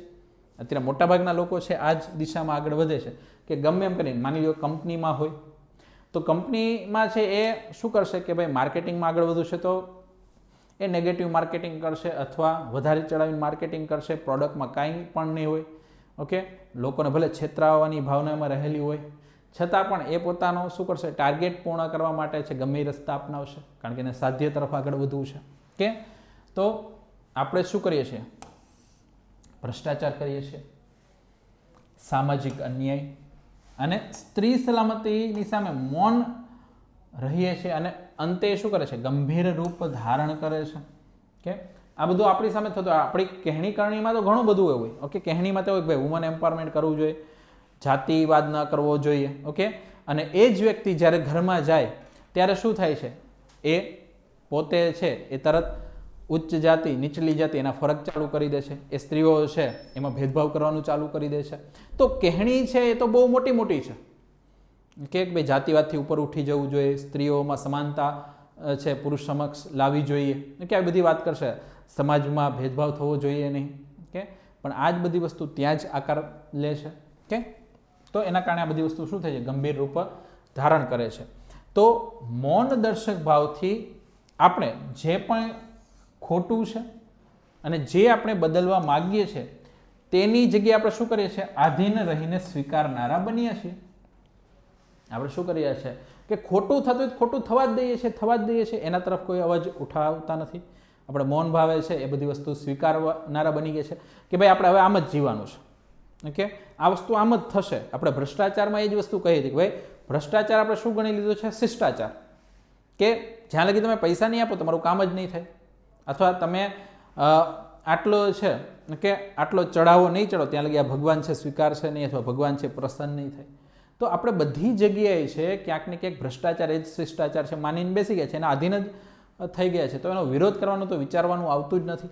ઓકે, તો આ બધી પરિસ્થિતિ અહીંયા થઈ રહી છે. ઓકે, તો ધીમે ધીમે છે આ સુખ તરફ નહીં પણ અનંત દુઃખ તરફ આપણને લઈ જાય છે. ઓકે, પછી જેમ કે આપણી અનુભવાયેલી ભાવનાઓ, મૌન અભિવ્યક્તિ અને નિષ્ક્રિયતા વચ્ચેની આ બધી અસંગતતા અને વિસંગતતાઓ છે, એના કારણે શું થાય, આપણને અસંતોષ થતો હોય, ભલે મનમાં જ થતો હોય. ઓકે, તમારી સામે માની લો કે તમારે ભ્રષ્ટાચારને છે એ માનવો પડ્યો, અથવા ભ્રષ્ટાચારનો તમારે હિસ્સો બનવું પડ્યું, કે તમારે કોઈકને લાંચ આપવી પડી, ઓકે, તો તમે ત્યારે કંઈ કશું નહીં કરો, પણ તમારા મનમાં તો અસંતોષની ભાવના છે કે ભાઈ મારે આ પૈસા દઈને બધું કરાવવું પડ્યું, મારે છે આવું છેતરાવવું પડ્યું, મારી સાથે આવી વસ્તુ થઈ. ઓકે, તો અસંતોષ, લાચાર એની ભાવના, અને અંતે શું થાય, એ આપણને શું બનાવે છે, નાખુશ બનાવે છે. એટલે આપણી જ્યારે કહેણી અને કરણી વચ્ચે જ્યારે અસંગતતાઓ વધતી જશે, ઓકે, એટલું જ આપણું સુખ છીનવાતું જાય છે. તમ બાપુએ છે, મહાત્મા ગાંધીએ છે સાચું જ કહ્યું છે કે સુખ ત્યારે છે જ્યારે તમે જે વિચારો છો, તમે જે કહો છો અને તમે જે કરો છો એમાં શું હોય, સુમેળ હોય અથવા સુસંગતતા હોય, તો આ બાબત સાચી. ઓકે, તો જ એના સારા પરિણામ આપણી સમક્ષ આવશે. આપણે ધ્યાનમાં રાખવાનું છે. ઓકે, ડન છે. મને લાગે છે તમને હવે આ બધા પ્રકારના પ્રશ્નો છે ધીમે ધીમે ખ્યાલ આવવા લાગ્યા છે. ચાલો હવે બીજો જ આવો એક પ્રશ્ન જોઈ લઈએ. ઓકે, બીજો આવો એક પ્રશ્ન આપણે જોઈ લઈએ શું કહે છે. જો અહીંયા શું કીધું છે, હૃદય અને મગજ વચ્ચેના સંઘર્ષમાં તમારા હૃદયને અનુસરો. ઓકે, બહુ નાનકડું વાક્ય કહ્યું પણ બહુ ગર્ભિત વાત કહેલી છે. ઓકે, સ્વામી વિવેકાનંદ છે એમને, કે જ્યારે તમારી સામે કોઈ નિર્ણય લાગણીઓથી લેવાનો થાય અને કોઈ નિર્ણય છે તર્કથી લેવાનો થાય, મગજથી લેવાનો થાય, તો ત્યારે છે તમે શું કરો, તમારા હૃદય છે, તમારી લાગણીઓ છે એને તમે અનુસરો. ઓકે, તો in a conflict between the heart and the brain, કે જ્યારે હૃદય અને મગજ વચ્ચે છે તમને શું થાય છે, કોઈ કોન્ફ્લિક્ટ આવે છે, સંઘર્ષ આવે છે, તો યુ ફોલો યોર હાર્ટ, તમે તમારા હૃદયને અનુસરો. હવે આ શા માટે કહ્યું છે, ઓકે, તો એની પાછળની બધી બાબતો આપણે જોઈએ એટલે આપણને ખ્યાલ આવે. ઓકે, તો શું કીધું છે, તમારા હૃદયને અનુસરો. એનાથી શું આવે છે કે તમે તમારા આંતરિક અવાજને, તે જે તમારો ઇનર વોઇસ છે, ઓકે, એને તમે સાંભળો અને એ કેવો છે, એકદમ શુદ્ધ અને નિર્મળ છે. કે આજે અત્યારે વાણી છે મોઢાથી બોલવામાં આવે છે, એ તો તમે શું કર્યું હોય, તમે બનાવટી બોલતા હોય, તમે છે ઘણું બધું છે શીખીને આવ્યો અને પછી બોલતા હોય. પણ જે તમારો આંતરિક અવાજ છે, આંતરિક અવાજ એટલે તમારો હૃદયનો અવાજ છે, ઓકે, એ દરેક જણ સાંભળી ન શકે, ઓકે, એ તમે પોતે જ સાંભળી શકો અથવા તમને જે જાણતું હોય એ સાંભળી શકે. તો શું કરવાનું છે, એ તમારો જે આંતરિક અવાજ છે, ઓકે, એને તમારે ફોલો કરવાનું છે, કારણ કે એ શુદ્ધ છે, નિર્મળ છે. ઓકે, તો જીવન છે એ ઘણી તકો પ્રદાન કરતો હોય કે જ્યાં આપણે બરાબર જે સમાન વિકલ્પો છે એમની વચ્ચે છે નિર્ણય લેવાનો હોય. તો સમાન વિકલ્પો છે પરંતુ તેના પરિણામો શું છે, પરિણામોની દ્રષ્ટિએ જુદા જુદા છે અને એની પસંદગી કરવાની જરૂર હોય છે. કે મેં તમને કહ્યું ને ભાઈ, તમારી સામે વિકલ્પ 1 હોય અને આ 2 હોય કે મારે જીપીએસસી કરવું કે ખાનગી નોકરી કરવી કે બિઝનેસ કરવું, વોટ એવર. ઓકે, તો અહીંયા શું છે કે તમારી સામે છે એ સમાન વિકલ્પો રહેલા છે, ઓકે, સમાન વિકલ્પો રહેલા છે, પણ પરિણામોની દ્રષ્ટિએ કેવું છે, એ બંને અલગ અલગ છે. તો હવે અહીંયા પસંદગી કરવાની છે કે મારે કરવું શું. ઘણીવાર દેખાદેખીના કારણે છે કે ભાઈ આને બિઝનેસ કર્યો, ઓકે, એને હવે મહિને લાખ રૂપિયા 2 લાખ રૂપિયા છે પૈસા કમાવા લાગ્યો છે. આ વ્યક્તિ છે હમણાં છે બહુ મોટી મલ્ટીનેશનલ કંપનીમાં છે, ઓકે, મારી સાથે જ હતો અને હવે જતો રહ્યો છે, ખૂબ સારું પેકેજ એને મળેલું છે અને હું શું કરું છું, હું હજી જીપીએસસીની તૈયારી કરું છું. ઓકે, તો મનમાં ઘણીવાર આવા ભાવ થાય કે આવા સમયે કરવું શું. તો એના માટે તમારે આ વિચારવું, ભાઈ જે તે સમયે હું આ તૈયારી કરવા લાગ્યો અથવા મેં શરૂઆત કરી હતી ત્યારે મેં કયા વિચારો મારા મનમાં રાખ્યા હતા. ઓકે, મેં મારા મનમાં શું એવા વિચારો રાખ્યા હતા કે ભાઈ મારે તો હું જેવો જીપીએસસીમાં જાઉં તો હું ભ્રષ્ટાચાર કરીને હું મહિને 10-10 લાખ રૂપિયા કમાઈશ, 5-5 લાખ રૂપિયા કમાઈશ અને હું કરોડપતિ બનીશ. શું એ ઉદ્દેશ્યથી હું આવ્યો હતો? કે મેં મારો ઉદ્દેશ્ય રાખ્યો હતો કે ભાઈ હું જ્યારે આ સેવામાં જોડાઈશ તો મારા કારણે છે ઘણા લોકોને જ્યારે જીવનમાં ફરક પડશે તો એ જોઈને મને મનની શાંતિ મળશે, અથવા જે મારો ઉદ્દેશ્ય છે, ઓકે, બીજાનું સુખ અપાવવાનું, તો એ મારો ઉદ્દેશ્ય પૂર્ણ કરીશ. ઓકે, તો તમારે પહેલાં જોવાનું છે કે ભાઈ તમે કયા ઉદ્દેશ્યથી છે કઈ બાબત સાથે જોડાવા ઈચ્છો છો. કારણ કે દરેક લોકોના ઉદ્દેશ્ય અલગ અલગ હોય. બની શકે કે જે બિઝનેસ કરી રહ્યો છે એમનો ઉદ્દેશ્ય ખાલી પૈસા કમાવાનો હોય, એમને માત્ર દિવસ રાત છે પૈસાના જ વિચારો આવતા હોય, ભલે કોઈ ખરાબ વિચાર નથી, ઓકે, પણ એમની દ્રષ્ટિ એ પ્રમાણેની હોય એટલા માટે એ કામ કરી રહ્યો છે ને એમાં એને મજા આવે છે. ઓકે, બની શકે કે જે એક એમએનસીમાં જોબ કરવા લાગ્યો છે તો એને ક્યાંક ને ક્યાંક છે એવો વિચાર છે કે ભાઈ મારે ખાલી હવે આ કંપનીમાં જોડાઈ જવું છે, મારે છે ખાલી મારા પરિવારનું જે ભરણ પોષણ થાય એના માટે મને પૈસા મળે છે એટલું કામ કરવું છે, બીજું કાંઈ મારે જોવું નથી, તો એમાં લાગ્યો છે. તમે હવે જુઓ કે ભાઈ તમે એક તૈયારીમાં લાગ્યા છો તો એ તૈયારી શા માટે કરો છો? તમે માત્ર શું ખાલી પૈસા કમાવા માટે આ વસ્તુ જોઈ રહ્યા છો કે તમે તમારી પોતાની જાત સાથે છે એ સંવાદ કરી રહ્યા છો કે ના, હું આ જે સર્વિસમાં જોડાવાનું વિચારું છું એટલા માટે કે મારે એક સમાજમાં છે જઈને મારું પોતાનું યોગદાન આપ્યું છે. હું એમ નથી કહેતો કે ભાઈ તમે જેવા જોબમાં જશો એટલે આખો સમાજ બદલાઈ જશે, તો બદલાવની એવી કોઈ મોટી ભાવના નથી, પણ હું જઈને મારું જેટલું પણ બની શકે એટલું હું યોગદાન આપી શકું એટલા માટે હું આની તૈયારી કરું છું. તો બધાના ઉદ્દેશ્યો અલગ અલગ હોવાના, તો એ સમયે માત્ર તાર્કિક દ્રષ્ટિકોણથી જો તો એનાથી કામ ન બને. તો શું કરવાનું છે, પોતાના હૃદયને પૂછવાનું છે, પોતાની લાગણીઓ છે એને જોવાનું છે કે ભાઈ એ કઈ તરફ વળવા માગે છે, એ જવા માગે છે. ઓકે, તો આ તમારે અહીંયા ધ્યાનમાં રાખવાનું છે. તો આવી પરિસ્થિતિઓમાં તર્ક છે એ સામાન્ય રીતે હેતુ અથવા કર્તવ્યની ભાવના તરીકે માનવતાની પાછળ આવે છે. એટલે સૌથી પહેલાં માનવતા આવે ને પછી આ તર્ક ને બધું આવશે. તો એ સલામતી અને જીવનની ભાવના ઉપર અગ્રતા લેશે. કે મોટા ભાગે શું થતું હોય કે આપણું જે મગજ છે ને એ તરત આપણા હૃદયને બ્લોક કરી દે, કે આવું જ્યારે નિર્ણય લેવાનો થાય ને તરત દોડવા લાગે કે ભાઈ આમાં આટલો ફાયદો છે, અહીં આટલું નુકસાન છે, આ છે તે છે. એ હૃદયની ભાવના છે એના ઉપર વધારે ફોકસ ઘણીવાર ના કરવા દે. કે એટલે શું થવાનું છે, તર્ક છે એ બીજી બધી બાબતોને સાઇડલાઇન કરી દઈને પોતે ત્યાં આગળ આવી જાય છે. ઓકે, તો આવી તીવ્રતા સામાન્ય રીતે આપણા મગજ દ્વારા નહીં પરંતુ આપણા હૃદય દ્વારા સંચાલિત થાય છે અથવા થવી જોઈએ. ઓકે, કર્તવ્ય ભાવના છે, આપણી લાગણીઓ છે, તો એનું આપણે શું કરવું છે, એનું આપણે માનવું જોઈએ. દાખલા તરીકે ઓકે, તમે જો દાખલા તરીકે જેમ કે કોઈ સૈનિક છે, એ યુદ્ધ ક્ષેત્રમાં લડવા જાય છે, ઉપરથી આદેશ આવે છે કે તમારે તમારો જે યુદ્ધ મોરચો છે એને છોડવાનો નથી, તમારે ત્યાંથી છે દૂર જવાનું નથી, ભલે તમે અહીંયા 50 હોય ને સામે 500 લોકો હોય. ઓકે, તો ત્યારે તમે શું કરશો, તમે તમારા હૃદયથી વિચારશો ઓકે કે ના, મારી માતૃભૂમિ છે ને, માતૃભૂમિ છે એને હું ક્યારે દગો નહીં આપું, માતૃભૂમિ છે હું છોડીને નહીં જાઉં, માતૃભૂમિ ઉપર છે આ કોઈ બીજાનો પગ પડવા દઈશ નહીં. તો ત્યાં તમારું હૃદયથી તમે શું કરો છો, ડિસિઝન લો છો. ત્યાં તમે ક્યારે સેકન્ડ ટાઈમ એવું નહીં વિચારો કે મારે હવે યુદ્ધ કરવું જોઈએ કે ના કરવું જોઈએ. યુદ્ધ કરવાનું છે તો કરવાનું જ છે. ઓકે, તો યુદ્ધના ક્ષેત્રમાં લડવા છે, તમે બીજી વાર ક્યારે વિચારતા નથી. એ જ રીતે તમે માતા છે એની વાત કરો કે કોઈ પણ માતા છે એને જ્યારે એવું લાગે કે મારું બાળક છે એ જોખમમાં છે અથવા મારા બાળક ઉપર છે આવી વિપદા આવી છે, તો એ ક્યારે એવું વિચારતી નથી, તર્ક નહીં લગાવે એવો કે ભાઈ હું છે આમ કરવા જઈશ તો મને નુકસાન થશે, તો હું આમ કરવા જઈશ તો મને વધારે છે ક્યાંક લાગી જશે, તો ઓકે એ ક્યારે એવું વિચારતી નથી. એ તરત એના બાળકને જોખમમાં જોવે, પોતાના હૃદયનો અવાજ સાંભળીને તરત એને બચાવવા જશે.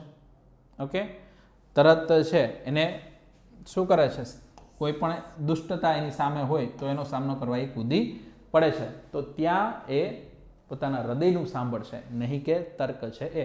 તો આવા ઉદાહરણો છે તમે આપી શકો છો.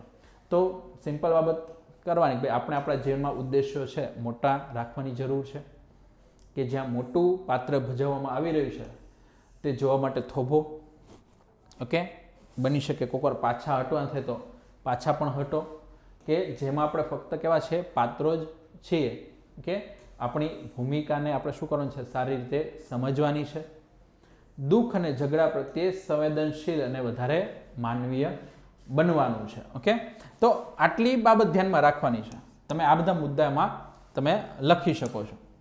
ઓકે, અને કહેવાનું છે કે ભાઈ આ બધું ક્યારે આવશે, જ્યારે તમે તમારા હૃદયને અનુસરશો ત્યારે. ફાઇનલી પછી કન્ક્લુઝનમાં તમે બધું લખી શકો. હું તો તમને ખાલી હિન્ટ આપું છું કે શું લખવું જોઈએ, કારણ કે આ બધા ફ્રી હેન્ડ ક્વેશ્ચન હોય છે, એમાં તમને જે એના સુસંગત વિચારો હોય તમે બધા લખી શકો, પણ તમારે આ દ્રષ્ટિકોણથી તમારે વિચારવાનું રહેશે. ઓકે, ચાલો, તો આટલી બાબતો થઈ. આગળ હજી એક ક્વેશ્ચન જોઈએ. ઓકે, તો જો શું કીધું છે અહીંયા કે દરેક જણ છે વિશ્વને બદલવાનું વિચારે છે, પરંતુ કોઈ પોતાને બદલવાનું વિચારતા જ નથી. ઓકે, લિયો ટોલ્સ્ટોય છે આવું કહી રહ્યા છે કે everyone thinks of changing the world, કે હું આમ કરીશ તો આખી દુનિયા બદલાવી નાખીશ, હું આમ થઈશ તો આખું વર્લ્ડ છે બધું બદલાવી નાખીશ. But no one thinks of changing himself, કે કોઈ એવું વિચારતા નથી ભાઈ હું મારામાં બદલાવ લાવી દઉં તો, હું મને આટલો છે એ ચેન્જ કરી નાખું તો. કે તો આ વસ્તુ છે. તો હવે તમારે શું કરવાનું છે, આને સમજાવવાનું છે, તમારે આને કહેવાનું છે કે ભાઈ કઈ રીતે છે થાય છે, તો આનું મહત્વ શું રહેલું છે. ઓકે, તો જો હવે ધ્યાન રાખજો કે આપણું જે વિશ્વ છે ને એ પરફેક્ટ નથી. આપણે જે દુનિયામાં રહીએ છીએ કોઈ પરફેક્ટ છે નહીં, એમાં હંમેશા બદલાવ થતા રહે છે, એમાં હંમેશા ચેન્જીસ થતા રહે છે. તો વિશ્વ છે ક્યારેય રહેવા માટેનું યોગ્ય સ્થળ નહોતું, નથી અને હશે નહીં. એટલે એવું ક્યારે પરફેક્ટ નહીં હોય કે તમે આજે કહેશો કે હવે આ દુનિયા છે રહેવા માટે પૂર્ણ છે, હવે આમાં કાંઈ વસ્તુ એટલે ઘટતી નથી. તમે ક્યારે આવું કહી શકશો નહીં. તમે જુઓ કે અત્યારના સમયમાં તો વધારે ઓછું શું થઈ ગયું છે, કોરોના આવી ગયો છે. કોરોના આવી ગયો એટલે બધાના મગજ છે એ દિશામાં જ ફરી ગયા છે. બધાને એમ છે કે ભાઈ આપણે ક્યાં 20મી સદીમાં 21મી સદીમાં છે, આ 2020માં આપણે આ જોવાનું આવ્યું, ક્યાં કોરોના કાળ માટે જોવાનો થયો. કે તો એવું નથી કે આ સમય છે, આની પહેલાંના તમે જો 1920નો સમય હતો ત્યારે પણ મહામારી હતી. એના પછીના સમયમાં યુદ્ધને એટલી બધી વસ્તુ થઈ, 1945 છે એ સમયમાં. કે તો દરેક સમયગાળામાં છે કંઈક ને કંઈ વસ્તુ રહેતી હોય છે. આ તો આપણે પોલિટિકલ કે બીજી બધી બાબતો કરી. ઇવન માણસોની પોતાની પરિસ્થિતિઓ છે, પોતાનું જીવન ધોરણ છે એ ક્યારેય પૂર્ણપણે હોઈ શકતું નથી. એ પછી ખૂબમાં ખૂબ અમીર વ્યક્તિ હોય તો પણ કે ખૂબ ગરીબ વ્યક્તિ હોય તો પણ. કે ક્યાંક ને ક્યાંક કોઈક ને કોઈક વસ્તુ ખૂટતી જ રહેતી હોય છે. તો હંમેશા સુધારણા માટે શું રહે છે, કેટલીક જગ્યાઓ રહે છે, કેટલી સ્પેસ રહે છે. તો માણસે પોતાની દુનિયાને એવી રીતે આકાર આપવાનો પ્રયત્ન કર્યો છે કે જે તેને શ્રેષ્ઠ રીતે અનુકૂળ હોય. આપણે શું કર્યું કે આપણને કમ્ફર્ટ જે રીતે આવે એ રીતે આપણે દુનિયા છે એને મોલ્ડ કરતા રહ્યા છીએ. ઓકે, આપણને લાગે કે ભાઈ આજથી 30 વર્ષ પહેલાં છે, ઓકે, માની લો જે એર કન્ડિશનિંગ રૂમ છે ને બહુ લક્ઝરિયસ ગણાતો, ઓકે, અને હવે મધ્યમ વર્ગ છે તો ત્યાં જોશો ત્યાં બધે એર કન્ડિશનિંગ લાગી ગયા હોય. ઓકે, આજથી 30 વર્ષ પહેલાં છે, ઓકે, કોઈની ઘરે ખાલી લેન્ડલાઇન ફોન પણ હોય તો એ લક્ઝરી વસ્તુ ગણવામાં આવતી હતી, અને અત્યારે દરેકના હાથમાં છે, મોબાઈલ આવી ગયા છે, કોમ્યુનિકેશનના સાધનો આવી ગયા છે. ઓકે, તો શું થઈ રહ્યું છે કે આપણને જેમ જેમ જરૂરિયાતો જણાતી જાય છે, ઓકે, આપણે આપણી અનુકૂળતા પ્રમાણે છે બધી વસ્તુ કરી રહ્યા છે. પર્યાવરણ છે એને એ પ્રમાણે મોલ્ડિંગ કરી રહ્યા છે, પછી ભલે એના દુષ્પરિણામો પણ આપણે છે એ ભોગવવા પડે છે. ઓકે, તો આ વસ્તુ થઈ રહી છે. તો તેમણે તમામ પ્રકારના પરિવર્તન કરવાનો પ્રયાસ કર્યો, અને આ પૃથ્વી પર તેના પગલાંની અસર વિશે કોઈ પણ ચિંતા કર્યા વિના આસપાસના વિશ્વમાં જે પણ વિકાસ માટે કાર્યો કરવા જોઈએ એ બધા કરી રાખ્યા. આપણને લાગ્યું કે આવડી આવડી મોટી બિલ્ડિંગો બનાવી છે તો 100 માળની બિલ્ડિંગો બનાવી દીધી. આપણને લાગ્યું કે ભાઈ આટલા લાંબા બ્રિજ બનાવે છે તો બ્રિજ બનાવી દીધા, આટલા મોટા ડેમ બનાવે છે તો ડેમ બનાવી દીધા. ઓકે, જે પણ આપણે એવું લાગ્યું કે ભાઈ વિકાસ કાર્યો માટે આ વસ્તુ જરૂરી છે, આપણે બધું વસ્તુ કરવા લાગીએ, આપણે પૃથ્વીની છે બીજી કોઈ બાબતો જોઈ નહીં. ઓકે, અથવા આપણી પ્રમાણે એને શું કરીએ છીએ, મોલ્ડ કરી રહ્યા છીએ. ઓકે, તો આમ જોવા જઈએ તો માનવ જાત છે એ કેવી છે, ઓકે, એક હાસ્યાસ્પદ પ્રજાતિ છે.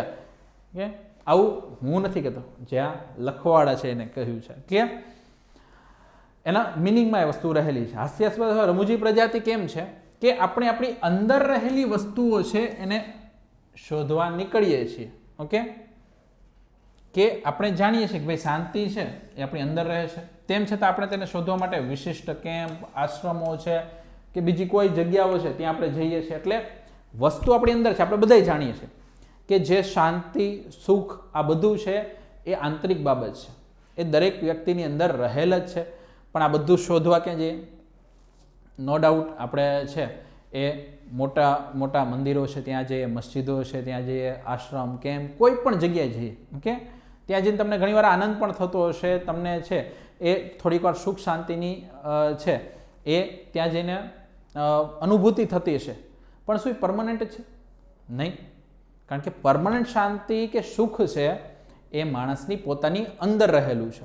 જ્યાં લગી એ આંતરિક રીતે સુખી કે શાંત નહીં થાય ત્યાં સુધી બહારની કોઈ પણ વસ્તુ છે એને પરમનન્ટ શાંત કરી શકે નહીં. બની શકે કે બીજી કોઈ જગ્યાએ જાઓ તો એનાથી તમને રસ્તો મળે ખરા, પણ અંતે મેળવવાનું ક્યાં છે? પોતાની અંદર જ મેળવવાનું છે. કે તો આપણે આપણા વિચારો પર કબજે કરેલી બધી જે નકારાત્મક લાગણીઓ છે એને ભૂલી જવાનો પ્રયાસ કરીને ભગવાન સાથે એકત્વ મેળવવાનું ધ્યાન કરીએ છીએ. પરંતુ એના બદલે આપણે બધી વસ્તુ સુધારવી જોઈએ.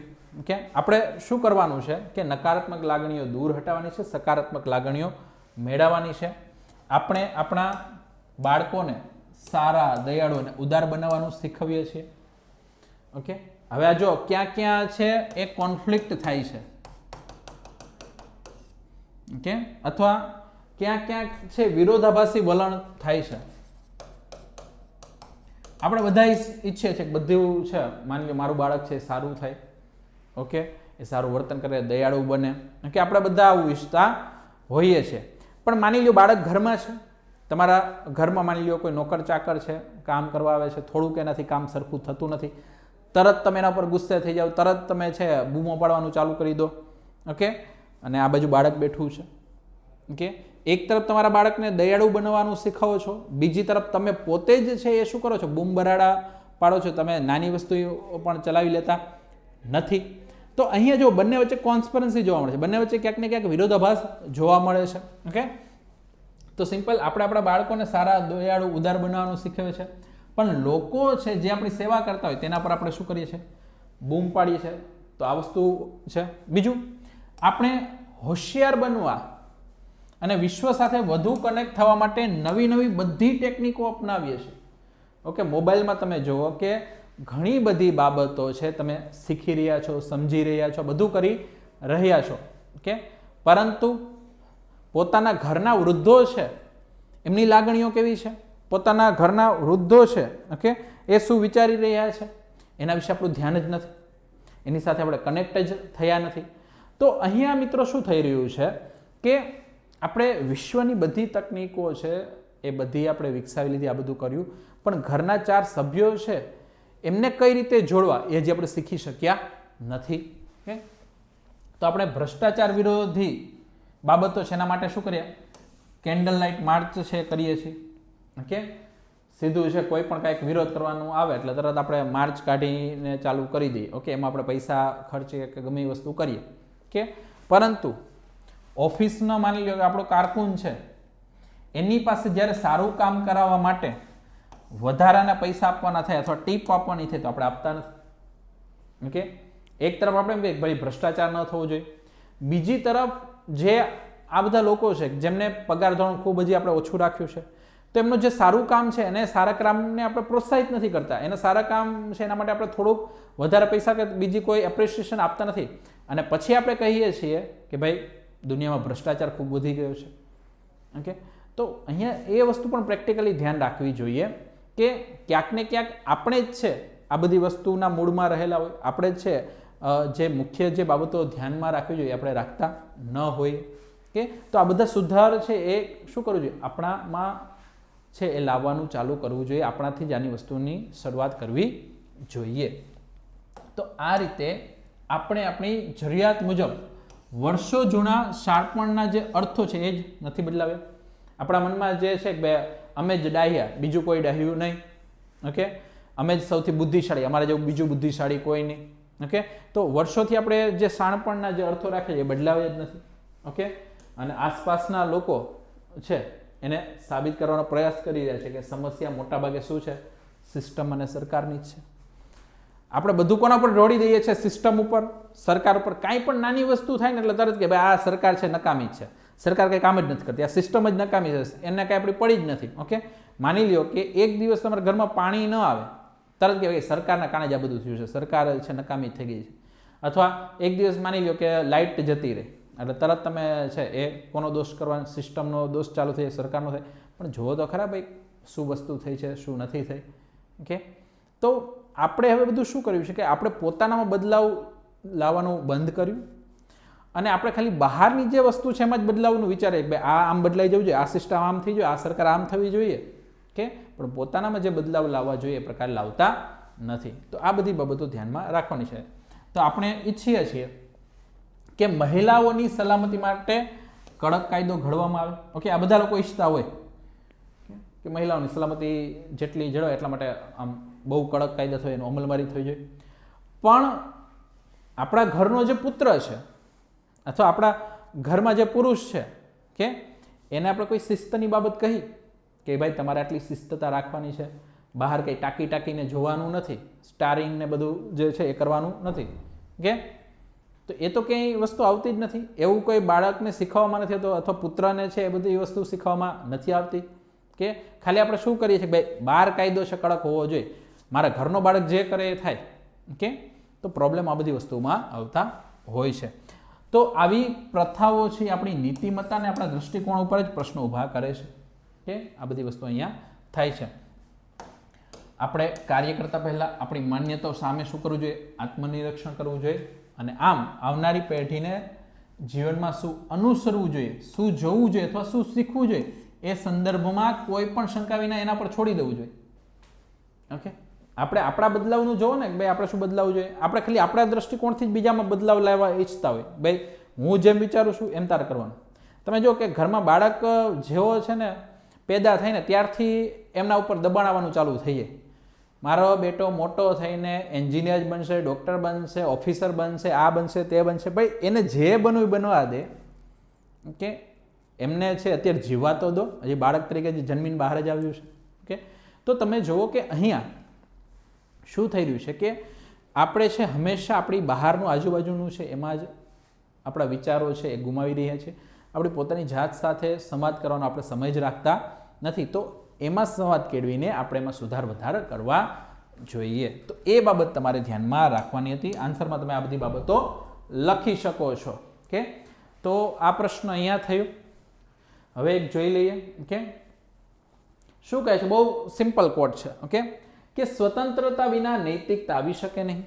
Okay, without freedom there can be no morality. તો ધ્યાન રાખો અહીંયા કે સ્વતંત્રતા અને એમાંથી શું આવે? ફ્રી વિલ, એટલે કે સ્વતંત્ર ઈચ્છા શક્તિ. સ્વતંત્ર ઈચ્છા શક્તિ જ ન હોય તો તમારું કાર્ય છે નૈતિક અનૈતિકની બાબતમાં આવે જ નહીં. તો એના માટે પહેલી સ્વતંત્રતા હોવી જોઈએ. તો આ સિમ્પલ ધ્યાનમાં રાખવાનું છે. આપણે નૈતિકતાની શરૂઆતમાં વાત કરી ત્યારે જ આ વસ્તુ પહેલી કન્ડિશન હતી, પ્રી કન્ડિશન, કે ફ્રી વિલ હોવું જોઈએ. ફ્રી વિલ ના હોય તો એ નૈતિક અનૈતિકની બાબતમાં ન આવે. તો આ અવતરણ છે, કોડ છે, એ સ્વતંત્ર ઈચ્છાનું મહત્વ બહાર લાવે છે કે એ વ્યક્તિ પાસે હોવી જોઈએ. ઓકે, તો ચાલો એક પછી એક વાત કરીએ. તો સ્વતંત્ર ઈચ્છા, ફ્રી વિલ છે, એનો અર્થ શું છે? કે શક્તિ ખાસ કરીને માનવોને આભારી છે કે જ્યાં મુક્ત પસંદગીઓ કરવાની શક્તિ જે બાહ્ય સંજોગો, નિયતિ અથવા દૈવી ઈચ્છાથી કેવા હોય? મુક્ત હોય. બીજી કોઈ કન્ડિશન એપ્લાય ના, આવું છે તો જ તને સ્વતંત્રતા મળશે, આવું છે તો જ તને સ્વતંત્રતા મળશે. ઓકે, ભગવાન કહેશે તો જ તને સ્વતંત્રતા મળશે, આવી દેવી ઈચ્છા છે. નહીતર તો શું થાય? જાતિવાદમાં છે, જાતિવાદમાં જે શિડ્યુલ કાસ્ટ છે એને કહી દેવામાં આવે, ભાઈ ધર્મ આવું કહે છે કે ભાઈ તમારે કામ કરવાનું નથી, તમારે માત્ર છે ખાલી બધી સાફ સફાઈ જ કરવાની છે, તમારા ગ્રંથો વાંચવાના નથી. આવી તો દેવી ઈચ્છા શક્તિ છે. તો ત્યાં શું કરવામાં આવ્યું? ત્યાં તમારી સ્વતંત્રતા છે એ છીનવી લેવામાં આવી. ઓકે, તો તમારી ફ્રી વિલ ક્યારે આવશે? કે જ્યારે એ કોઈ આવી દેવી ઈચ્છા શક્તિ, નિયતિ કે કોઈ બાહ્ય સંજોગોથી મુક્ત હોય ત્યારે એને ફ્રી વિલ છે એ ગણવામાં આવશે, કારણ કે તમે મુક્ત પસંદગીઓ કરી શકો છો. કે જ્યારે નૈતિકતા છે એ શું છે? એ ન્યાયીપણાના માર્ગને અનુસરવાની ક્ષમતા છે, પછી ગમે તે સંજોગો હોય. ઓકે, તો નૈતિકતા છે એમાં શું છે? જે યોગ્ય હોય એ કરવું અથવા યોગ્ય કાર્ય કરવાની ક્ષમતા, એને તમે નૈતિકતા તરીકે જુઓ છો. ઓકે, અને જ્યારે સ્વતંત્ર ઈચ્છા છે એને નિયંત્રિત કરવામાં આવે છે ત્યારે નૈતિકતા ફક્ત શું બની જાય છે? એક શબ્દ જ બની જાય છે. તમારી સ્વતંત્ર ઈચ્છા શક્તિને જ્યારે જોખમાવવામાં આવી અથવા સ્વતંત્ર ઈચ્છા શક્તિ છે હવે કામ નથી લાગતી, ફ્રી વિલ છે એવું કોઈ રહ્યું જ નથી, તો પછી નૈતિકતા જેવું કંઈ રહેવાનું જ નથી. એટલે નૈતિકતાનો આધાર કોના ઉપર છે? ફ્રી વિલ ઉપર રહેલો છે. તો વ્યક્તિની સ્વતંત્ર ઈચ્છાની ગેરહાજરી, ઓકે, એ તેમને વ્યાપકપણે વિચારવાના બધા વિકલ્પો શું કરે છે? બંધ કરે છે. કે ભાઈ વિકલ્પ 1 લેવો, 2, 3, 4, એ કયો લેવો? એ તો કોઈ સ્વતંત્રતા છે ને. તમને આ જ આપી દીધું, તમારે આ જ એટલે આ જ વસ્તુ પસંદ કરવાની છે, તમારે આ એટલે આ જ ન્યૂઝ ચેનલ જોવાની છે, તમારે આ એટલે આ જ પક્ષ છે ને વોટ કરવાનો છે, તમારે આ એટલે આ વ્યક્તિ છે એને જ શું કરવાનું છે? આગળ રાખવાનો છે. કે તો અહીંયા તમે ઉપરથી પ્રેશર એવું રાખી દીધું, ભાઈ બીજું કાંઈ વિચાર નથી, તમારી પાસે હવે આ એક જ છે, આના સિવાય બીજો કાંઈ તમારી પાસે ઉધાર નથી. કે તો તમારે ત્યાં ફ્રી વિલ રહી જ નહીં, કે વિકલ્પ જ નથી, તમારી કોઈ સ્વતંત્ર ઈચ્છા શક્તિ નથી, તો ત્યાં પછી નૈતિકતાના કોઈ માપદંડ પછી આવશે નહીં. તો ધ્યાન રાખો કે ભાઈ યુવાનો છે એને આતંકવાદી પ્રવૃત્તિઓ માટે તાલીમ આપવામાં આવે તે વિશે મોટા પ્રમાણમાં ચર્ચા થાય. ઓકે, અને તેને અનૈતિક કૃત્ય તરીકે માનવામાં આવે છે. આ એક બાબત છે. ઓકે, માની લ્યો કે કોઈ જગ્યાએ છે એક કેમ્પ આવો ચાલતો હોય જે યુવાનોને છે એ નક્સલવાદી પ્રવૃત્તિઓ, ઉગ્રવાદી પ્રવૃત્તિઓ કે આતંકવાદી પ્રવૃત્તિઓ છે, ઓકે, એમાં એ બધા સંકળાયેલા હોય, તો એમાં ન જાય એના માટે શું કરવું? ઓકે, એના વિશે બધી ચર્ચા થતી હોય છે. પરંતુ મારા મતે અહીં યુવાનોની સંપૂર્ણ સ્વતંત્રતા અથવા સ્વતંત્ર ઈચ્છા પર હુમલો કરવામાં આવે છે. અહીંયા શું થાય છે? હુમલો થાય છે. બીજું, જેમાં તે સ્વતંત્રપણે વિચારી શકતો નથી ત્યારે તેના કાર્યને અનૈતિક માનવું તે યોગ્ય નથી. કારણ કે અહીંયા શું થાય છે? માઇન્ડ વોશ થાય છે. ઓકે, એ અલગ અલગ બાબતને લઈને, એ જેહાદને લગતી બાબતને લઈને માઇન્ડ વોશ થાય, ધર્મની બાબતોને લઈને માઇન્ડ વોશ કરવામાં આવે. ઓકે, તમારા સંસ્કૃતિ ઉપર છે એ આક્રમણ થઈ રહ્યું છે એને લઈને માઇન્ડ વોશ કરવામાં આવે. ઓકે, તમારી જમીન સંપત્તિ એના ઉપર આક્રમણ થઈ રહ્યું છે, તમે કાંઈ નહીં કરો તો. ઓકે, તો આવી બધી બાબતો લઈને માઇન્ડ વોશ કરવામાં આવે. એને ખબર જ નથી કે આ હું કાર્ય કરું છું નૈતિક છે કે અનૈતિક, કારણ કે પૂર્ણપણે છે એની વિચારવાની શક્તિ જ પૂરી કરાવી દીધી છે અહીંયા. કે તો પછી એને અનૈતિક માનવું તે યોગ્ય નથી. ઓકે, તો આ બધી બાબતો તમારે મિત્રો ધ્યાનમાં રાખવાની છે. ઓકે, મને લાગે છે આજે આપણે ઘણા બધા કોટ જોઈ લીધા છે. ઓકે, હવે છેલ્લે એક જોઈ લઈએ. ઓકે, હવે છેલ્લે જોઈ લઈએ પછી છે આજનું સેશન છે આપણે સમાપ્ત કરીશું. ક્લિયર? ચાલો, તો જો શું કહ્યું છે કે કાયદામાં માણસ દોષી છે કે જ્યારે તે બીજાના હકનો શું કરે? ભંગ કરે છે. ઓકે, કાયદામાં કોઈ વ્યક્તિ દોષી ક્યારે ગણાય? કે જ્યારે ઓલરેડી એ કોઈ અધિકાર કે એ વસ્તુનો ભંગ કરે ત્યારે. પરંતુ નીતિશાસ્ત્રમાં એ દોષી છે કે જે ફક્ત આવું કરવાનું વિચારે પણ. ઓકે, તમે આવું કરવાનું વિચારી પણ રહ્યા છો તો નૈતિકતાની દ્રષ્ટિએ ખોટું છે. ઓકે, તો in law a man is guilty when he violates the right of others. Okay, એ બીજાના અધિકારોનો ભંગ કરે ત્યારે એ દોષી પુરવાર થાય છે. And in ethics he is guilty if he only thinks of doing so. એ માત્ર ખાલી એવું કરવાનું વિચારે છે તો નૈતિકતાની દ્રષ્ટિએ કેવું છે? એ ખોટું છે. કોઈ સ્ત્રી ઉપર કોઈ ખોટી નજરે ખાલી નાખે છે, ભલે એને કોઈ બીજું આચરણ નથી કર્યું છતાં પણ નૈતિકતાની દ્રષ્ટિએ છે એ શું છે? એ ખોટું છે. ઓકે, તો આ તમારે ધ્યાનમાં રાખવાનું છે. તો આના વિશે થોડીક આપણે ચર્ચા કરી દઈએ. તો આપણે હમણાં જ કાયદા અને નીતિશાસ્ત્ર વચ્ચે તફાવત જોયો. ઓકે, તો કાયદો છે બંધન કરતા છે. ઓકે, તમે આ ડિફરન્સ ત્યાં પણ લખી શકો છો. કાયદાની જોગવાઈનું પાલન ન કરવામાં આવે, ઓકે, તો દોષીઓ જો કાયદાની જોગવાઈનું પાલન કરવામાં આવે તો દોષીઓને સજા કરવામાં આવે છે. પણ નીતિશાસ્ત્ર કેવું છે? આંતરિક બાબત છે. ઓકે, નીતિશાસ્ત્ર એ આંતરિક બાબત છે. એ અંતઃકરણ, નૈતિકતા અને મૂલ્ય છે જે વ્યક્તિ પાસે છે. ઓકે, એટલે નીતિશાસ્ત્ર અને કાયદો આ બે વસ્તુ અલગ છે. ઓકે, પછી કાયદો છે એક વ્યક્તિ માટે શું કરે છે? એ બહારથી કાર્ય કરે છે. એ બહારથી એને ડરમાં રાખશે, ભયમાં રાખશે. ઓકે, એને રૂલ્સ રેગ્યુલેશન શીખવશે. તે કેવો છે? કોડિફાઈડ છે, સંહિતાબદ્ધ છે.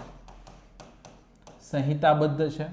પરંતુ નીતિશાસ્ત્ર છે એ વ્યક્તિની આંતરિક તપાસ તરીકે કાર્ય કરે છે. ઓકે, વ્યક્તિને આંતરિક બાબતો છે એ સમજવામાં મદદ કરે છે. ઓકે, તે વ્યક્તિને કંઈક કરવું અથવા ન કરવું એનું માર્ગદર્શન આપે છે કે તમારે આ કરવું જોઈએ અથવા તમારે આ વસ્તુ કરવી ના જોઈએ. ઓકે, જો આપણે હત્યાનું ઉદાહરણ લઈએ, ઓકે, તો કાયદા મુજબ ઉંદરને મારવું ઠીક છે, પરંતુ ડોલ્ફિનને મારવી બરાબર નથી, કારણ કે તે આપણું રાષ્ટ્રીય જળચર પ્રાણી છે. ઓકે, સિમ્પલ બાબત છે કે બે પ્રાણી તમારી સામે આવ્યા, એક તરફ ઉંદર છે, બીજી તરફ ડોલ્ફિન છે. તો ઉંદરને તમે મારી શકો છો કારણ કે કાયદામાં એને મારવા સામે કોઈ દંડ નથી. પણ માની લો કે ડોલ્ફિન છે, વાઘ છે, સિંહ છે, એને તમે મારો છો તો કાયદામાં ત્યાં જોગવાઈ કરેલી છે, એને મારવું ત્યાં અયોગ્ય છે, દંડનીય છે. ઓકે, પરંતુ નીતિશાસ્ત્રમાં કોઈને મારવું એ જ કેવું છે? અનૈતિક છે. ઓકે, નીતિશાસ્ત્રમાં કોઈને તમે મારી નાખો છો એ જ વસ્તુ કેવું છે? અનૈતિક છે. તમે ઉંદરને મારો છો, ડોલ્ફિનને મારો છો, બંને અનૈતિકમાં આવે છે. એટલે આ બંને આ રીતે અલગ રહેલા છે. તો ધ્યાન રાખો કે તે નીતિશાસ્ત્ર કે જે કોઈ વ્યક્તિને કોઈ ખાસ કાર્ય કરવા કે નહીં તેનું માર્ગદર્શન આપે છે. અને કાયદો છે એ શું છે? એ કાર્ય થયા પછી લાગુ થાય છે. આ તમારે કોઈ વસ્તુ કરવી કે ન કરવી એના માટેનો આધાર આપે છે. અને આ શું છે કે તમે કોઈ ખોટું કામ કરો છો પછી તમારા ઉપર લાગુ કરવામાં આવે છે, અથવા તમે કાયદા અનુસાર કામ કરતા નથી પછી લાગુ કરવામાં આવે છે. તો નૈતિકતા છે એ આપણને ચુકાદાઓ આપવામાં સક્ષમ કરે છે અને પછી કાર્યો તેના આધારે કરવા કે છોડી દેવા એ નક્કી થાય છે. એટલે તમને બેઝ આપી દીધો કે ભાઈ આ અયોગ્ય છે ને આ યોગ્ય છે. હવે તમારે કઈ વસ્તુ કરવી? યોગ્ય વસ્તુ કરશો તો નૈતિક ગણાશો, અયોગ્ય કરશો તો અનૈતિક ગણાશો. તો આ બધી બાબતો અહીંયા આપવામાં આવેલી છે. તો મિત્રો આપણે અહીંયા જે બેઝિક બધા જે ક્વેશ્ચન આન્સર એની થોડીક ચર્ચા કરી. હજી હું તમને કહું છું કે આપણે કોઈ પૂર્ણપણે આદર્શ ક્વેશ્ચન આન્સર છે હજી એની કોઈ એવી વાતો કરી નથી. પરંતુ તમે જ્યારે પણ આન્સર લખતા હોય ત્યારે થોડીક આવી પ્રકારની વિચારસરણી રાખવી, થોડીક એનાલિટિકલ થોટ્સ છે એ રાખશો તો તમે નૈતિકતાના દ્રષ્ટિકોણથી બધા આન્સર લખી શકશો. કે તો આન્સર લખતી વખતે આ બધી બાબતો ધ્યાનમાં રાખવાની છે. એના વિભિન્ન જે આયામો છે એ તમારે જોવાના છે. કે આ કરશું તો આમ થશે, આ કરશું તો આ થશે, નૈતિકતાનું પાલન કરશું તો આમ થશે, નૈતિકતાનું પાલન નહીં કરે તો આ બાબત થશે, નૈતિકતા અને કાયદો એના વચ્ચે આવા ફરક રહેલા છે. કે તો આ બધું ધ્યાનમાં આપણે રાખવાનું છે. તો અહીં આપણું આ એક પહેલું સેશન પૂરું કરીએ છીએ. આના પછીનું બીજું સેશન છે એમાં પણ આપણે આવા જ બીજા પ્રશ્નો છે ઓકે એની આપણે ચર્ચા કરવાના છે. એમાં થોડાક કોટ હશે અથવા એમાં થોડાક મુદ્દાઓ છે, ઓકે, એ બાયોએથિક્સને લગતા હોય, પર્યાવરણને લગતા હોય, એવા અલગ અલગ મુદ્દાઓ છે, એની ચર્ચા આપણે નેક્સ્ટ સેશનમાં કરશું. તો ત્યાં સુધી રજા આપશો. જય હિન્દ, જય ભારત.